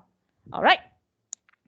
And for you maybe in the future for you to think about it. What are the pro and con of getting a property near to a graveyard? The good thing is not likely to redevelop and cheaper. Okay, cheaper price as I mentioned, at least cheaper 15%. But poor thing is, it's not good for investment because it will take some time to sell the property because not many people like to purchase a house near to cemetery because of feng shui especially Chinese. And the second reason is resident might have to face a interruption for funeral rite, which means that sometime when you open the window, you can see people go to Qingming. So that is also not good for Chinese. So that's why some of the pro and con but believe me, really got people don't mind. They really buy the house near to cemetery. Okay, because affordability issue. All right. Last but not least, why we cannot predict the cycle so accurately is because most of the investment in property is by individuals who trade infrequently. not we can say lah, for normal people, we only buy one property in our lifetime. One or two lah, depends how rich are you lah. But for many people, majority of the people, they only purchase one property in their lifetime. If you buy one property in your lifetime, how do you expect the developer to predict your preference? Okay, maybe now I ask you, do you know or not why Aeon, why Tesco, they give you one member card? Do you know why or not? Why they give you member card? To collect the point. Do you know what are their purpose or not? Why they want to give you this loyalty member card? Of course, how to encourage you to get the card is they ask you to collect the point, then you can redeem some present to come again. Okay?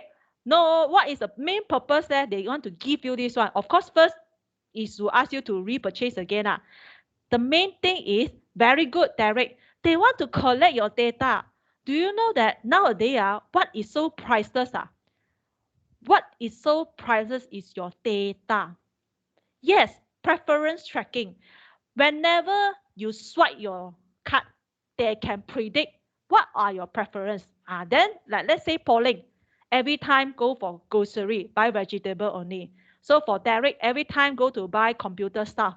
Maybe called Chi Chong, go there only buy clothes only. So the Aeon, Tesco, they can track, they can predict your preference so that later on in the future, they can actually launch a better thing to suit the customer. Actually, they want your data.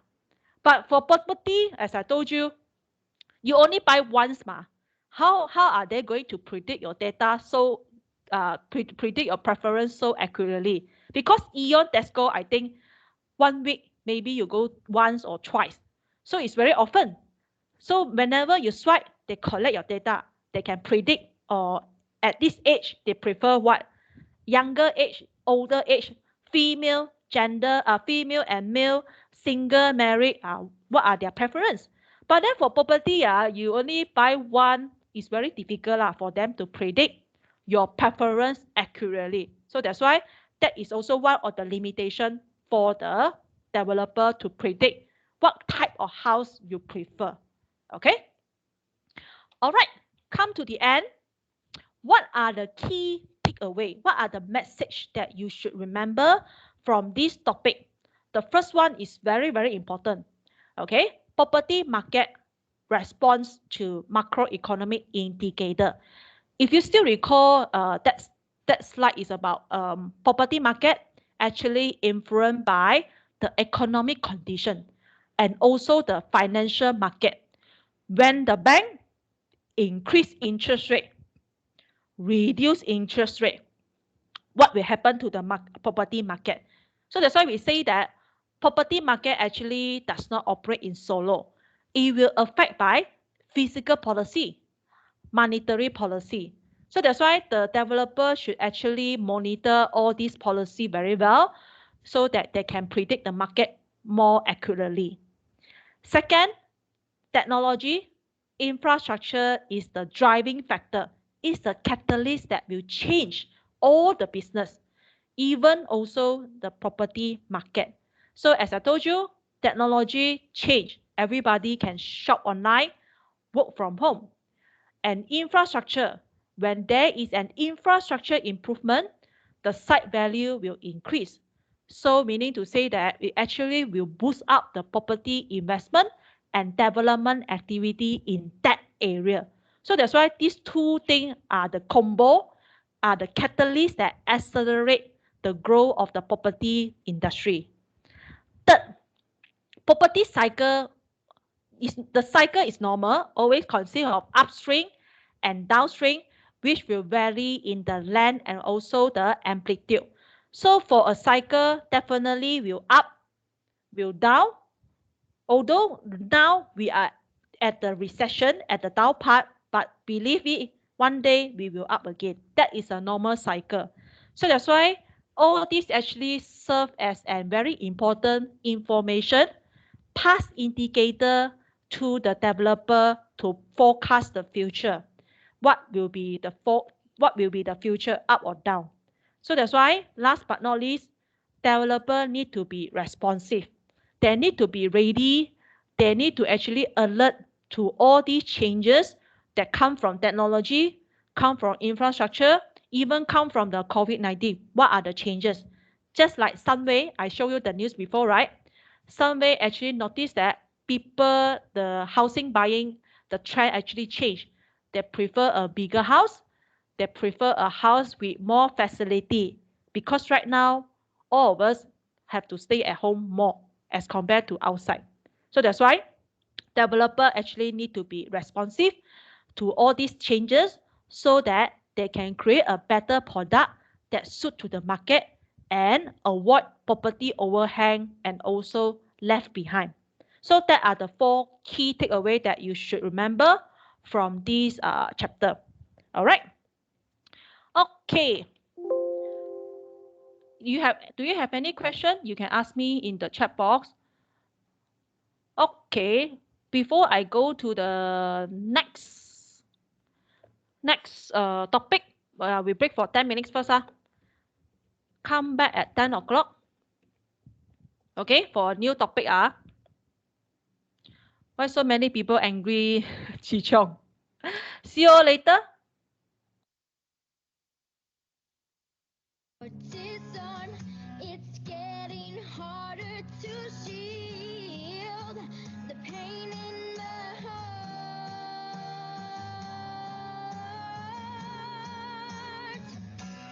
That should be me holding your hand. That should be me making you laugh. That should be me. This is so sad. That should be me. That should be me. That should be me feeling your kiss. That should be me buying you gifts. This is so wrong. I can't go on till you believe that that should be me. Holding your hand, oh, and making you laugh, oh, baby. That should be me, oh, giving you flowers, talking for hours, yeah. That should be me. I never should have let you go. I never should have let you go. I never should have let you go. That should be me.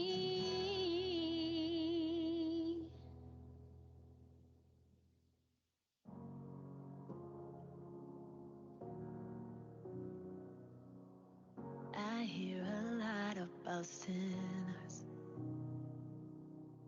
Don't think that I'll be a saint.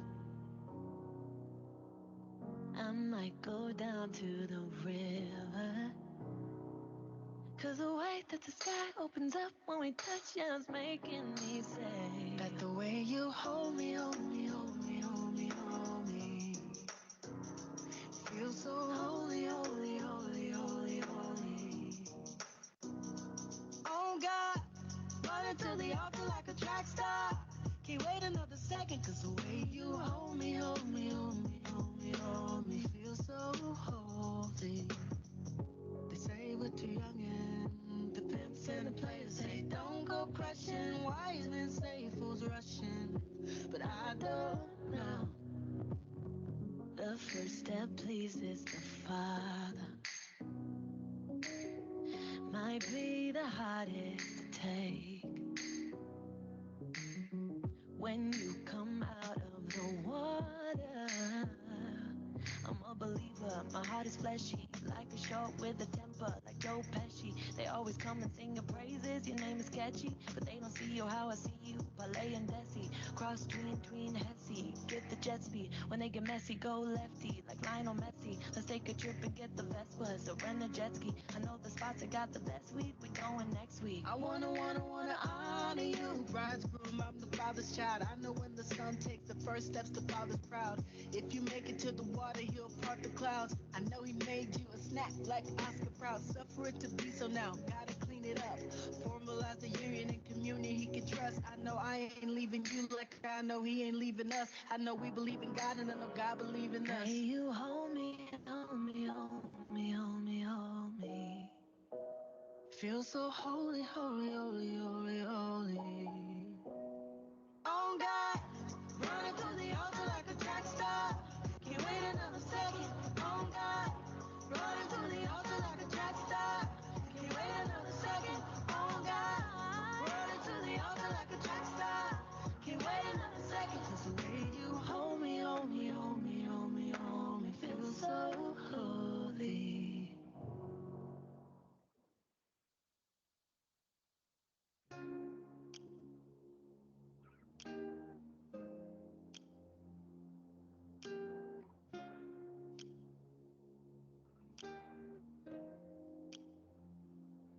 If I could be honest, here in this moment, I've been so nervous to stand here with you. They're all here for us, and I'll feel their aura. But just for a moment, I'll pretend it's just you. Yes, they can hear us, but they don't understand. I've said all of my vows behind the curtains. I know they see us, but they don't stand a chance. I have kissed those lips 1,000 times before this. Tomorrow I'll open my eyes and I'll whisper to my bed, I belong to you. And I will wait to hear you say, as a tear rolls down your face, I belong to you. If I could be honest, here at the altar, I refuse to grow older unless it's with you. I fell in love and made you a promise, though I never noticed how much it means to you. Yes, they can hear us, but they misunderstand. There is more behind these words that we have spoken. I know they see us, but only at a glance. Only you know the man that I've been on the surface. Tomorrow I'll open my eyes and I'll whisper to my bed, I belong to you. And I will wait to hear you say, as a tear rolls down your face, I belong to you. Ooh.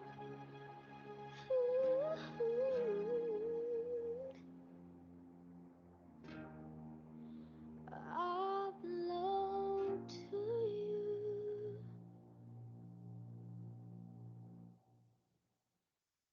I hear the words I needed to say. You hide under the surface, like troubled water running cold. Tell me you with this one. So before you go, please say something I could have said to make your heart beat better. If only I had known you had a storm so weather so.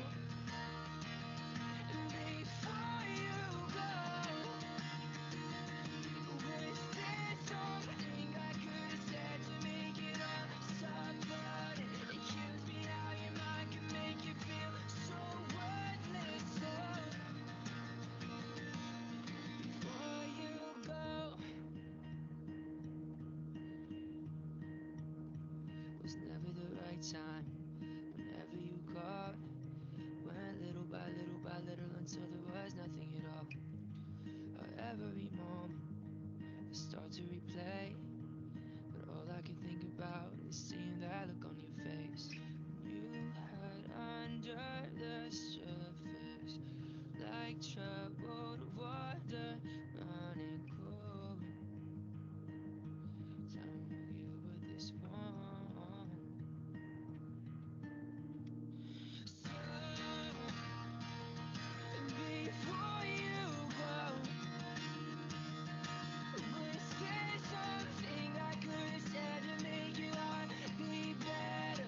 If only I had known you had a storm to weather. So before you go, was there something I could have said to make it all stop flooding? It kills me how your mind can make you feel so worthless. So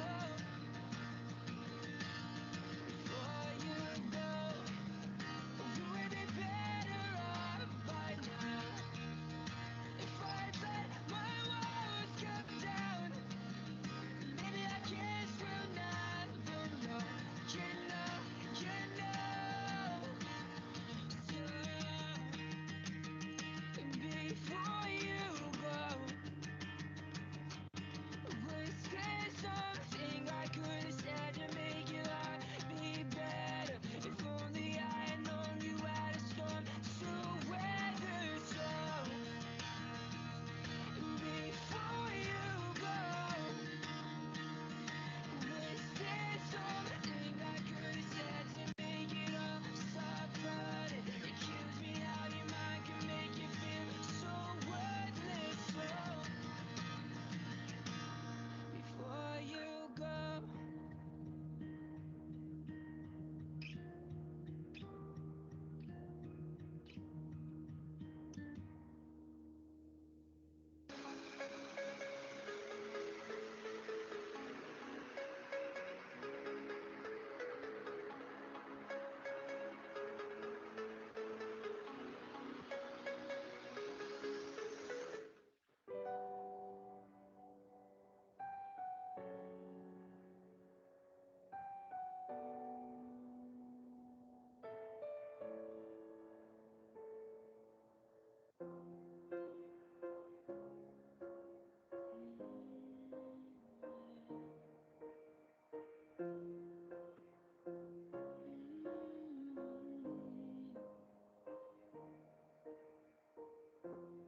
What would I do without your small mouth?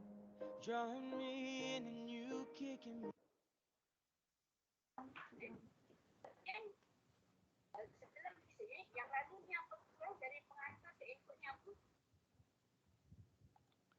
All right. Okay. New chapter. Okay. The new chapter is talking about various type of investment, including the property investment. So for this chapter, you are going to learn about what does it mean by investment, analyze the supply and demand of property as an investment, which means that why we say property investment is so popular, so good as compared to the others.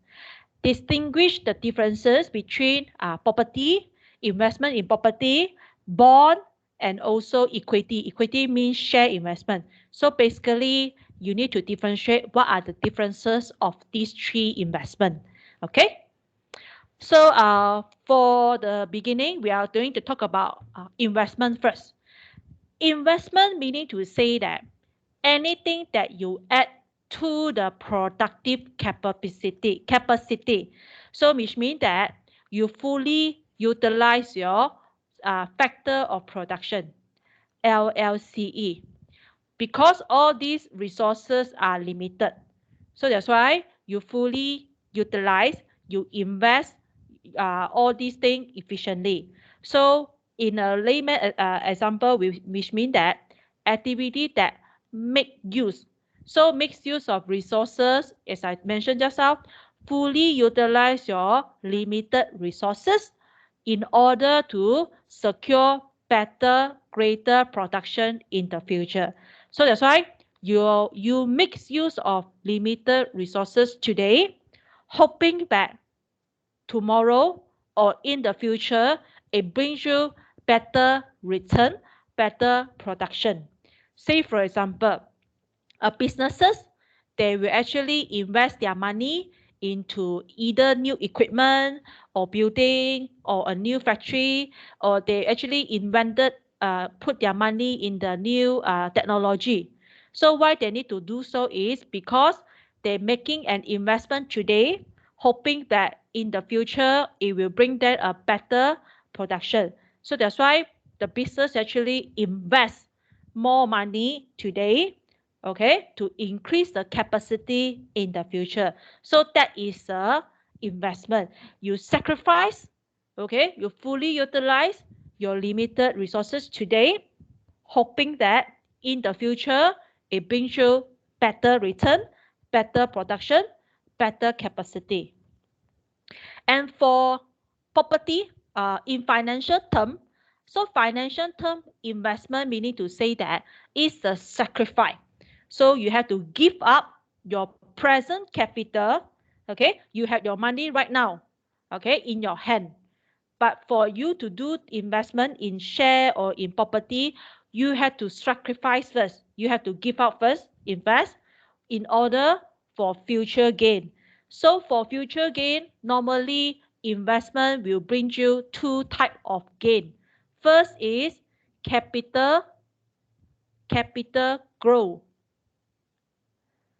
Second is what we call income growth.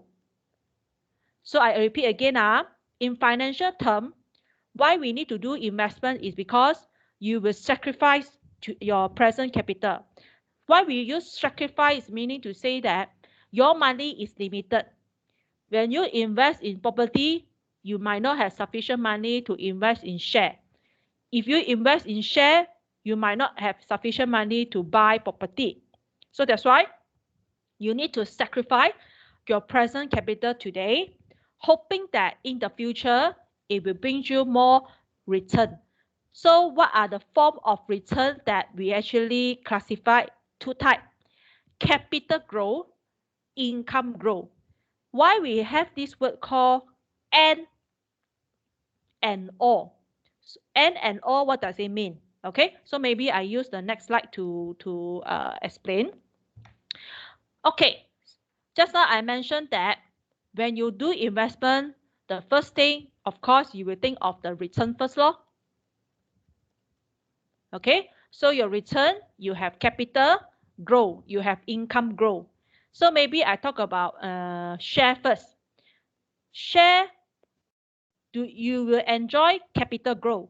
So what capital growth you get from share is, maybe today you buy Sunway share. So Sunway share, the share unit is 1 ringgit per unit. Okay, so you enter the market, today the value is 1 ringgit per unit. Then after some time you invest already, after 1 month, this 1 ringgit become 2 ringgit per unit. So this is what we call capital growth. When the share price increase from your original investment, so you actually consider it as a capital growth increase. So this is what we call appreciation. Appreciation. Your share price appreciate. So when your share price appreciate, you will have capital growth. So yes, Lord, you will have capital growth. Okay. Income growth is what we meant by when you invest in share, Sunway, let's say Sunway Berhad, you invest the share already. If the company perform very well, if the company perform very well, they will give you income. So do you know what the income called or not? Anyone know or not? What is the income that you are going to receive from share? The company, if they perform very well, they will pay you what as an income? Anyone? They will pay you what? Very good. Dividend. So I write here dividend is the income that you are going to receive, provided the company declare dividend Provided the company perform very well, then they will give you dividend. Okay. On the other hand, let's say property. Property, when you buy the property for investment, maybe when you buy the time is 500,000. So you keep until the market become very good, everybody looking for house, you sell it later at 800K or 1 million, let's say. So you can see that your capital actually appreciate. When you buy the time is 500K, when you dispose is what we say sell. You sell to third party, let's say I sell to Jasper, 800K. So this is what we call capital growth. So you enjoy capital growth because your capital investment actually increase, appreciate as compared to your initial investment. Okay, and when you invest in property, you can actually collect rental also. What is the rental we call? You will collect what? When you invest in property, you will collect what form of income? Do you know or not? You all should know, right?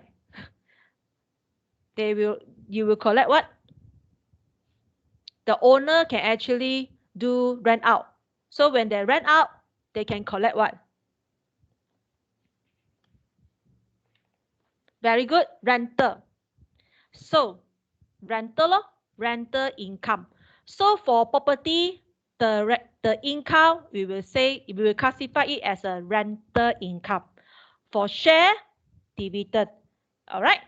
For FD, maybe I ask you, do you enjoy capital growth or not? Do you enjoy income growth when you put your money in FD in the bank? Do you enjoy capital growth? Do you enjoy income growth? What do you think? Anyone? You can give a comment. Do you think that you enjoy capital growth? Do you think that do you enjoy income growth? If you're wrong, never mind. I won't kill you one. Okay. Kasiang no means what? Both also no. Okay.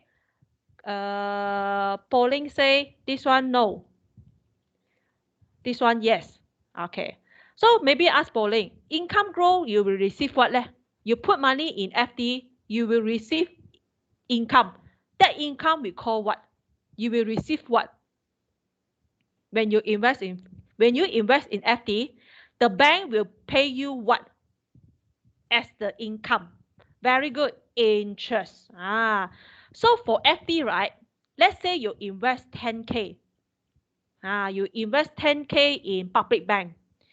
So at the end of the day, your 10K still become 10K. Your money will appreciate, but what makes your money appreciate is the interest. The bank promise that will pay you 4% interest. So actually the 4% is not capital growth, is the income growth. So that's why for FD, you won't enjoy capital growth. You just enjoy income growth that we say interest. Okay, I hope you get this understand. Your money still will grow, but it's not the capital growth. It's the income. You receive interest. Your 10K still become 10K. You still able to get back your 10K plus 4% interest. Okay, very good. Now, let's say you buy gold. What do you think? Let's say you buy gold. You buy gold, do you enjoy capital growth? Do you enjoy income growth? What do you think? Let's say right now, especially Chinese, right? They like to buy gold to store. So when they buy the gold to store, they will enjoy what form of growth? Anyone?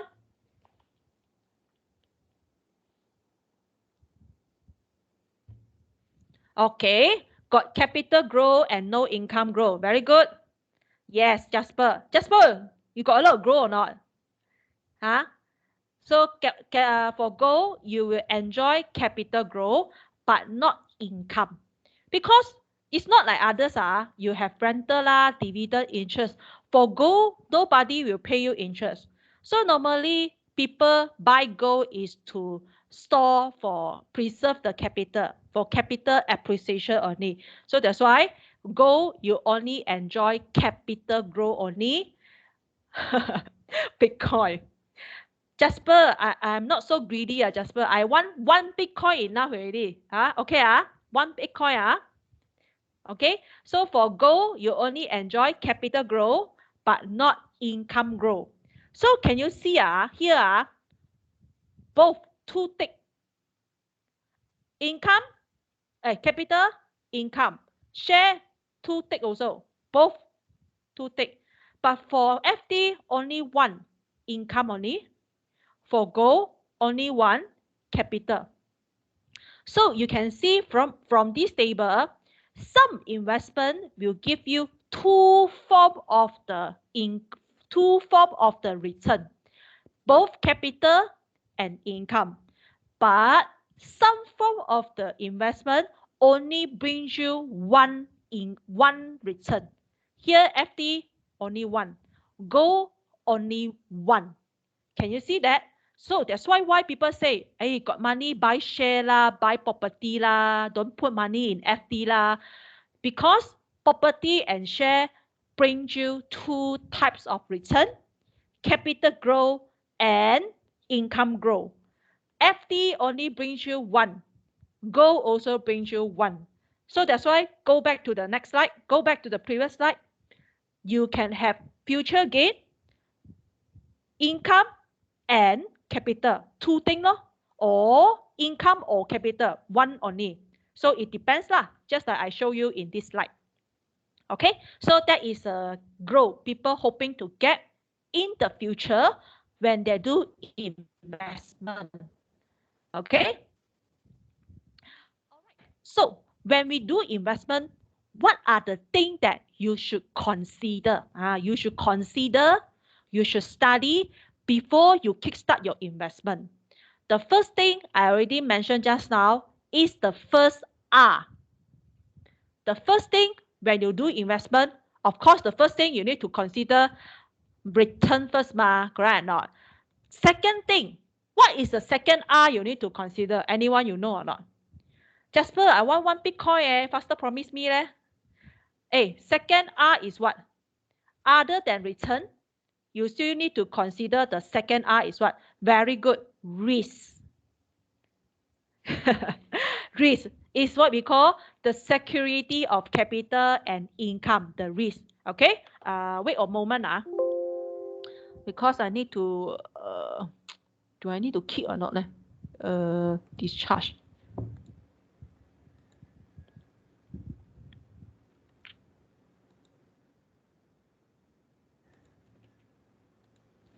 Okay, so for second R is risk. So for risk also you divided into capital risk and income risk. Okay. All right. Okay, just now this one. Yes. All right. So I talk about share first lah. Just now we say that when you buy the Sunway share is 1 ringgit per unit. Correct or not? So when increase to 2 ringgit, you get capital growth. But sometimes thing is not always as goes as you think. Who knows cannot perform.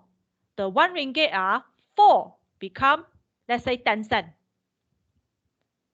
Initially, you invest 1 ringgit, but then the share price maybe will fall to 10 cents, depreciate.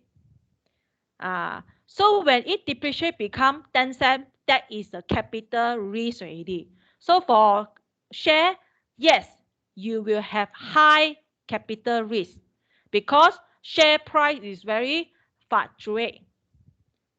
Fluctuate meaning to say that up and down very fast. Today maybe up, next day maybe fall to the bottom. So that is what we call fluctuation, very fluctuate. So that's why share is very high capital risk. You invest in 1 ringgit, maybe tomorrow there is a possibility will fall to 10 cents, depreciate to 10 cents. So that's why high capital risk. Then I want to ask you, what about income risk? Do you have any income risk or not when you invest in share? Do you have any income risk? What is the income risk?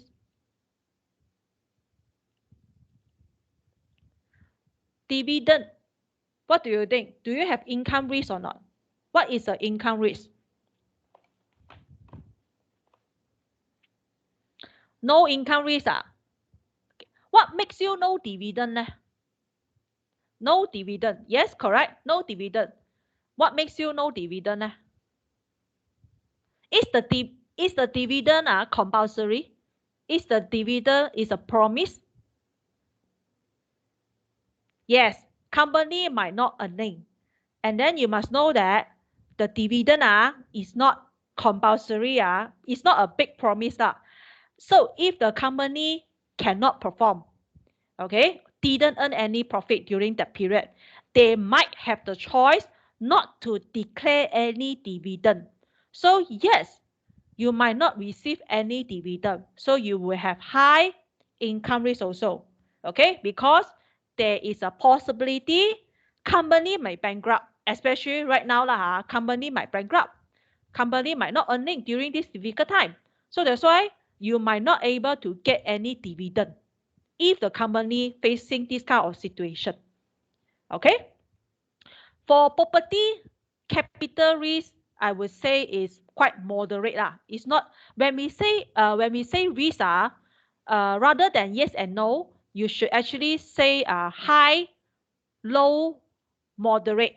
Okay, don't say yes and no. Yes and no is very difficult to quantify the level. So for risk, you should actually mention about low, high, or moderate. For property, I will say quite moderate the risk, because today you buy the house 500,000 just now how likely your 500,000 will fall to 100,000? How possible? Very unlikely, correct or not? Because we already learned stickiness of the price, durability of the property. Property always stick to the highest price. So that's why unlikely the property price will fall until very bottom 100. So it's actually not like share very fluctuate, because property is a tangible tangible investment. Tangible meaning to say that something you can see. Even though let's say somebody let's say Jasper, I don't want give me Bitcoin, is it Jasper? Okay, I want to burn your house.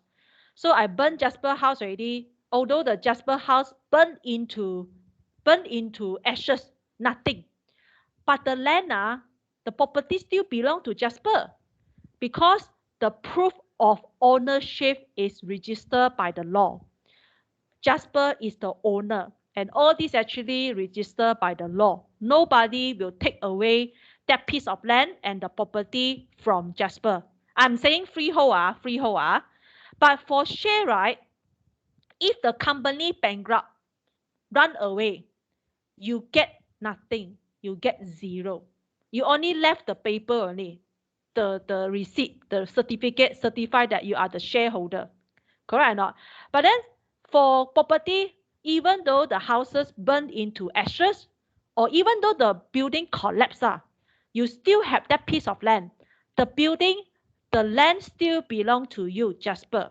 Correct or not? So that's why it's very safe as compared to share. When the share, the company bankrupt, run away, you get nothing, zero. Okay, but this one, at least the ownership still belongs to you. The land still belong back to you. And we know that the land value actually higher than the building value. Okay, so that's why capital risk for the property is quite low. Okay, not to say low, moderate. How about income risk? Do you think that you got income risk or not for rental? Got risk or not? What are the income risks that come from property rent income? Property. Rental. Yes, what is the risk, Jasper? No one rent. Very good, Jasper. So I would say moderate also. First, do you think that you want to rent your property? Got people want to rent or not? There is a possibility that what we call void period. Void period is actually meaning to say that there is a period nobody want to rent your property. Just like right now, most of you, right, at your hometown, isn't it? So you didn't rent your house in Sungai Long. So that is a void period, correct or not? As compared to previously that without any COVID-19, you all study physically at Utah campus, then they can rent out. But then since COVID-19, OTL, most of you actually choose to go back to your hometown. So this is what we call void period. Nobody want to rent your property. And then some of you, let's say now you are year 4 already. So year 4 already, very soon you will graduated. So when you graduated already, you will left. You won't continue to rent. So student come and go. So sometimes the owner might experience void period, cannot find any tenant temporary. That is the first risk, void period. Second risk is, do you think that the tenant also good, pay the rental on time or not? Maybe some tenant like Jasper, very bad, always default payment one. Ask them to pay the fee, a lot of questions, why this one need to double pay this and that. So that is a bad tenant, always ask a lot of questions. So that's why some tenants are very bad. They might not want to pay your rental so frequently. So they will default your payment. So when they default your payment, you no income already. You cannot get your income. So that is a income risk. Okay? How about FD? Do you think that invest in FD got risk or not? Got risk or not when you put your money in FD? Anyone? What do you think? What is the risk level? Very low. Okay. Correct. Very, very low. How are you going to explain? How are you going to explain? Very, very low. Anyone how to explain or not? Why you say very, very low? I see whether you understand or not. Why you say very low? Very good, Zhen Ping. We won't say no risk We won't say no risk. You must remember whatever investment definitely got risk. Definitely got risk. Just that the risk level either low, medium, or high risk. Definitely got risk. Okay, low, medium, high risk. There is no such thing no risk investment. No risk investment, maybe the money gain confirm return one. Okay, correct. What Zhen Ping say is correct. Very, very low because the bank unlikely to bankrupt. There is a chance the bank will bankrupt. Just like I told you the story before, during the global financial crisis, during the Asia financial crisis, the bank really bankrupt. But then the chances is very, very low only So that's why most of the people say, hey, the safest is put your money in FD correct or not? Because the bank won't run away one, the bank won't bankrupt one. Definitely the bank have to pay you interest and then have to pay you back your deposit. So that is a benefit of use to put money in the bank How about gold Got risk or not if you buy gold? Let's say those auntie uncle like to buy those necklace jewelry they buy the gold jewelry and store in their at their house What do you think? Do you think got risk or not when they buy gold?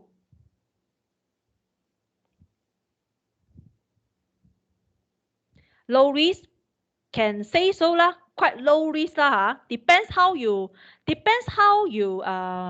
monitor or how you store your risk store your gold. Let's say if you buy your gold already, right? If you wear out, let's say you want to show off like Jasper. Okay, Chinese New Year, I want to wear the necklace the necklace the what kind of jewelry I wear go out. I think not even 1 hour the gold will be what? Take away by somebody already, correct or not? So that's why nowadays people buy the gold already, right? They won't wear out one. They will put inside their house, or they will actually store in the bank.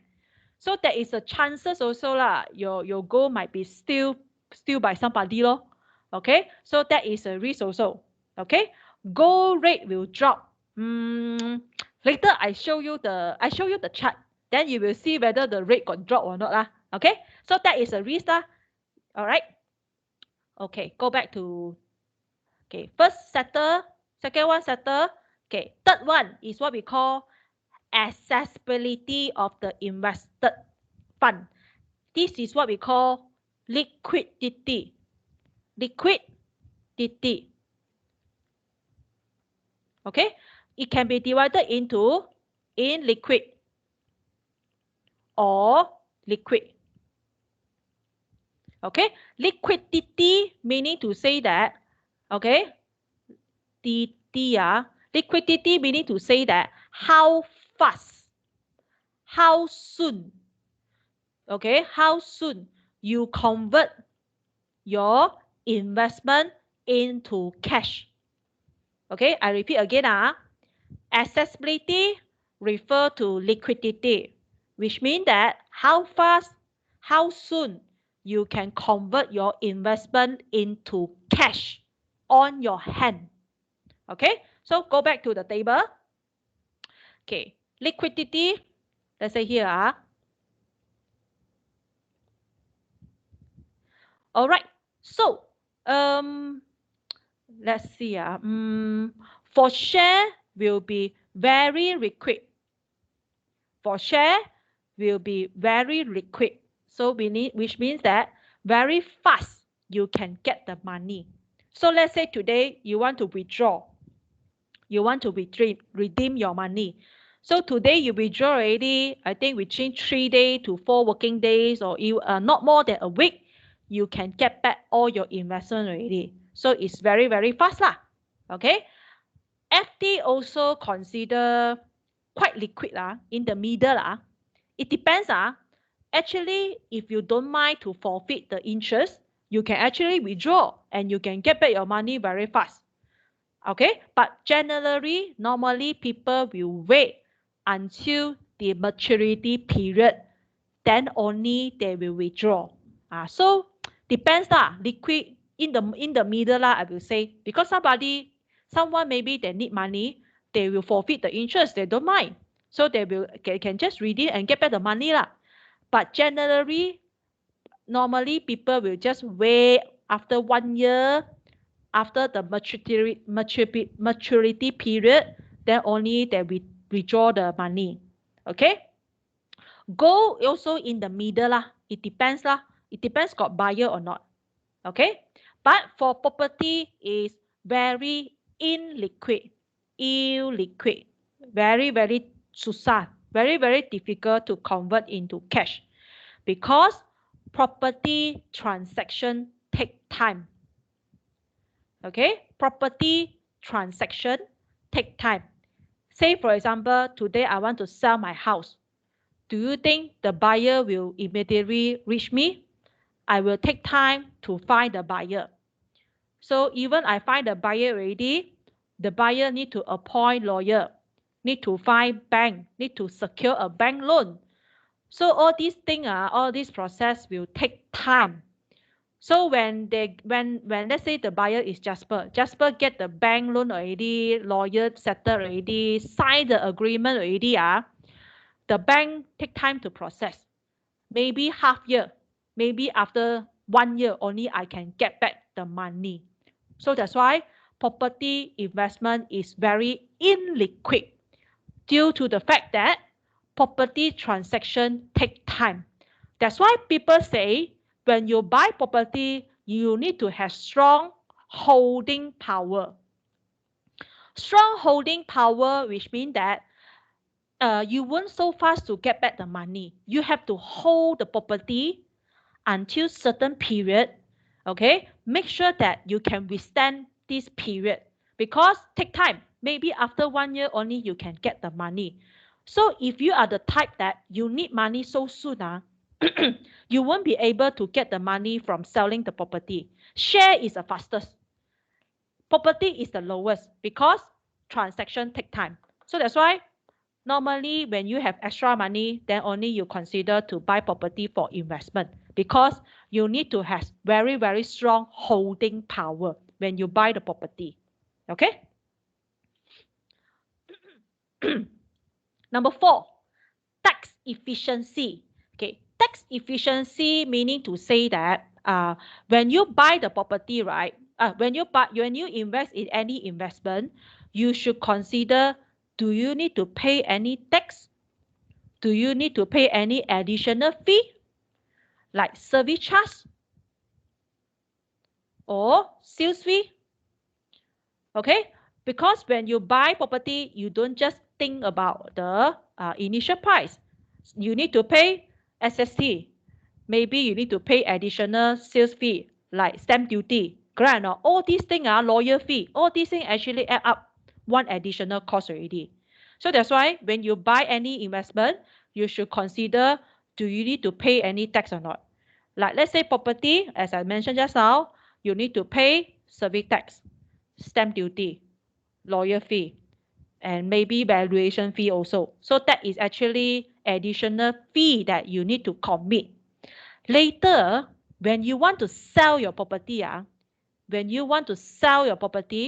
you need to pay RPGT, Real Property Gain Tax. RPGT, which means Real Property Gain Tax, is the tax that you have to pay the government when you sell your property. It's actually they are taxing on your income. So let's say if you sell your property after 3 years, you have to pay 30%. If you sell after 5 years, maybe 15%. If you sell after 6 years, 5%. So the government actually tax on your income when you dispose your property. By right, when you rent your property, you collect income, right? You need to declare income tax also. Okay? By right, when you rent out your property, collect income, that is your income already, isn't it? You need to declare during the income tax. So that is the tax that you have to pay. Okay? So that's why tax efficiency is the thing that you need to consider. What are the additional things that you have to pay? For share, it depends. Maybe you need to pay service charge, or maybe you need to pay a broker fee. Let's say if you actually appoint a broker to help you, you need to pay them fee. For FD and Gold, normally the charges will be quite low. Maybe just 10 ringgit for you to open the account already, as compared to property. So property is a lot of fee that you need to commit lah. So that's why these are the things that you also need to consider. Rather than the initial price you need to fork out, you also need to spare some of the money to pay all these miscellaneous charges. Okay. Last but not least is about convenient amount of management. If very convenient, means the amount of management is the lowest. If inconvenient, meaning that if not convenient, then the amount of management is very high. Okay, terbalik what? So now, I want to ask you, out of these 4 investments, which one is the most convenient to invest? Which one is the most convenient for people to invest? Which one? Which one is the most convenient for the investor to do investment? Very easy, means no need to do so much, no need to study so much. Yes, FD lor. So that's why why old people like to put money in FD? Because you just put money inside. After that, you can go home, goyang kaki. Every month you receive your interest. Not just like that only. You no need to monitor. So that's why FD is the most convenient, because the amount of management is the lowest because you no need to monitor the price up and down. But for share, right, is for share inconvenient because you need to do some study. You need to understand the market. You need to study the market, the share price. As I told you, the share price always fluctuate up and down. So you have to monitor the market condition. When is the best time for you to in? When is the best time for you to withdraw? So share investment is not so easy. It's inconvenient because it need amount of management very high. You need to do some research.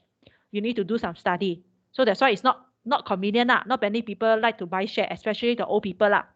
Okay? Property will be moderate. Okay?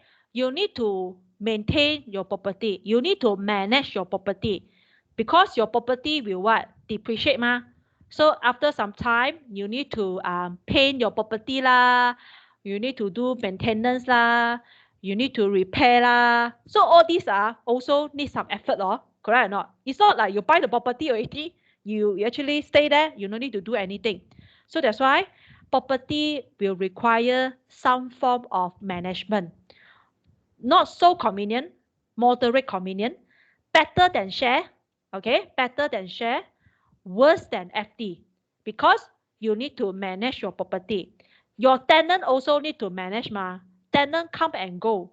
You need to find tenant. And if somebody default your payment, you also need to chase, correct or not? So that's why the amount of management is considered moderate lah. Okay?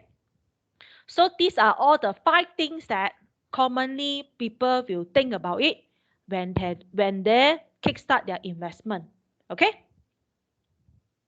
All right. So I will talk about different type of investment. First is about gilt or bond. They are the same. Bond investment, share investment, and also the property investment. Okay. First, talk about bond first. Okay, bond. Okay, let's say Jasper. Let's say Jasper buy bond. Bond is actually a debt. It's a debt lah. So if Jasper buy bond from, let's say from Sunway Berhad. So Jasper, we classify Jasper as bond holder. Okay, so bondholder, which means he is the lender of the company. Okay, so let's say another person, let's say Joey. Joey, rather than buy bond, Joey buy share. Share means equity. Equity means ownership. Ownership. Okay, let's say Joey buys share from Sunway Berhad. So we classify Joey as shareholder. So shareholder, which means it's not lender, is the owner of the company. Okay, it depends lah. It depends on the share portion. Even though the share portion is very, very low, it's very, very minor, but we still call Joey as owner of the company. Okay, and owner of the company means got what? Right. Ownership. Power. So they have the right power. They have the right to elect. They have the right to vote. So that is a power of the owner. They can do anything. But it depends on the share percentage lah. Even though the share percentage is very, very, very small, but it's still, Joey still got the right, still got the power. She still can go to the meeting, still can elect. Just that the percentage is very, very small only lah. Okay? But on the other hand, Jasper is not the shareholder. It's the bondholder. Normally, lender of the company don't have any ownership. No ownership, meaning to say that cannot vote, cannot decide anything, do not have any right, do not have any power. Okay, so that is a bondholder. So Sunway, okay, as a promise, Sunway will pay Jasper interest. The interest what we call coupon rate. Okay, the interest we call coupon rate. Okay, let's say Jasper initial investment is 500,000 to buy the bond. So Sunway say, Jasper, you buy my bond 500,000. Okay, I paid you the interest. The interest in bond, we call it coupon rate. We don't call interest. We call coupon rate. So let's say the coupon rate is 20%. And normally for bond, bond investment is long term, very long term. Share investment is short term. So for bond investment, normally they got bond term. Let's say the bond term is 10 years. Okay, so Sunway say you invest 500,000. I promise, again, I say the word, I promise, Sunway promise, will pay coupon rate 20% per year. Okay, that is the first promise. First promise, every year I pay you coupon rate. No matter what happened, no matter I earn any interest or earn any profit, I still promise to pay you coupon rate every year, no matter what happened. And then the second promise is at the end of the 10 years, at the end of the maturity period, Jasper, I will return back 500K to you. Again, this one very important. The second promise is at the end of the 10 years, the maturity period ended, I will promise, Sunway will promise to pay back the 500,000. That is the debt. That is the loan. What does it mean by loan? I borrow you $5. At the end, you have to return me $5. That is a promise. That is what we call debt or loan. I paid you $5. You have to pay me back $5 eventually, plus interest. That is the bond. That is the debt nature. But on the other hand, for Joey, so Joey will kickstart to invest in share. Let's say Joey buy 100,000 share in Sunway. Okay, so the dividend, we say that income come from share is dividend. Dividend is not fixed. Sunway won't promise Joey say that I will pay you dividend every year. No, it depends on the company performance. It depends on the company, the operation. If they can perform, they will declare dividend. So the dividend is not compulsory. It's actually subjected to company performance.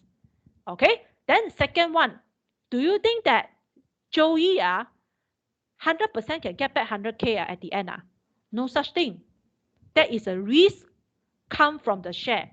There is no promise. There is no promise Joey can get back 100K eventually. But for bond, definitely Sunway had to pay back the debt to Jasper. That is the difference between investment in bond versus investment in share.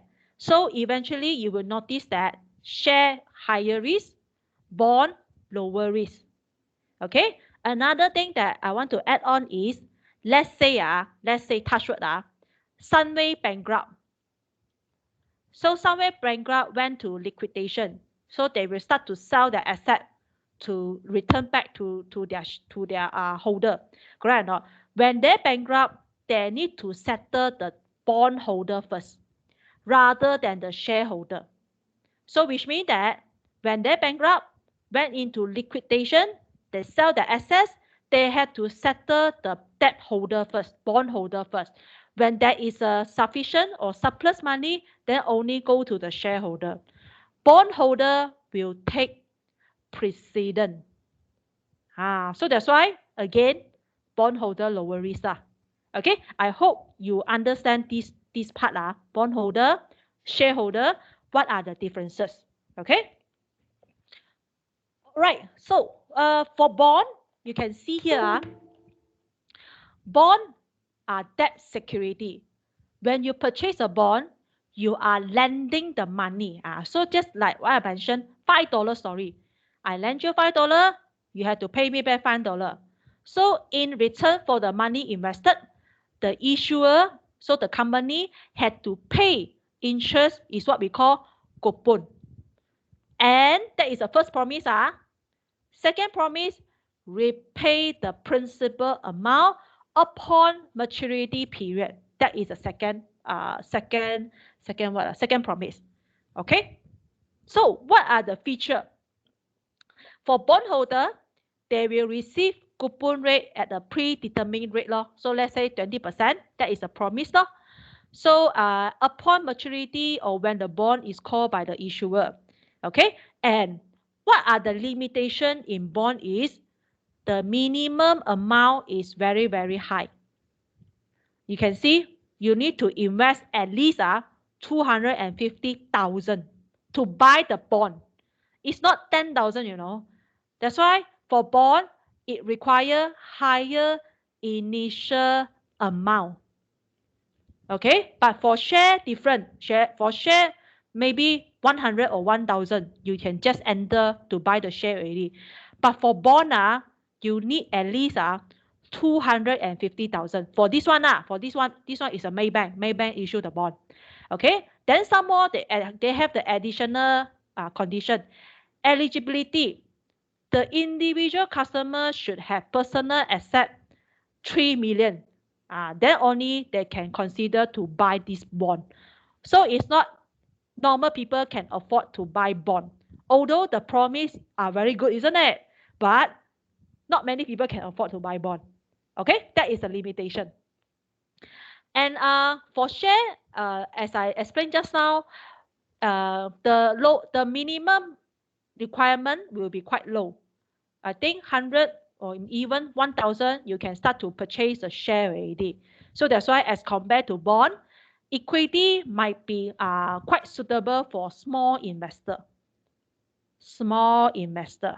Okay, who do not have sufficient amount of investment. They can start from equity. They can buy share rather than buy bond. Okay. All right. So if you look at this chart, right, I want you to focus on this here. I want you to focus here. Okay. For capital market, we have bond market, equity market. Business like Sunway, SP Satir, Equal World, they will issue bond, they will issue equity. Two lah. But for government just issue bond only. There is no equity. Okay, so based on the company, right, based on the business, you can see, okay, bond always more than the equity. Can you see? Bond 45 billion, share 2 billion only, which means that most of the company, they prefer to issue bond rather than equity. Do you know the reason or not? Anyone? Why? Why they prefer to issue bond rather than equity? Why company like Sunway, SP Satir, Equal World, they prefer issue bond rather than equity? Any reason? Anyone of you can think of the reason or not? Why they need to ownership? Jin Jie, can you explain further? Ownership is correct already. Why? Why they prefer to issue bond long term? Why they don't want to issue share? Okay, I put it simple. Why they don't want to issue more share? Why they prefer issue bond? Why they don't want to issue more share to public? Issue share means issue what? Do you still remember I say? Yes, very good. They prefer issue bond because bondholder do not carry any ownership. When they do not carry any ownership, they won't disturb the company operation. But then shareholder different. If they continue to issue share, okay, issue share means issue ownership. Issue ownership means give up ownership to public. So when you give up ownership to the public might carry more power than you. So that's why they had to strike the balance. They cannot issue too much power, too much ownership, the share to the public. So that's why over the year you can see they will prefer to issue bond because bondholder carry no ownership. They won't disturb your company operation. That is the reason why. Okay. All right. A little bit or more lah. You can see that there are some other investment. Some people they will prefer to buy currency. Like let's say people like to buy US dollar, Singapore dollar to store. Also can foreign currency to store for value only. And some people they might also like to buy insurance policy. So you as like right now, most of the insurance policy they actually do some investment. So you buy the policy already. After some time, you can get some return. So that is also another type of the investment that people also like to buy. Okay, good and charter.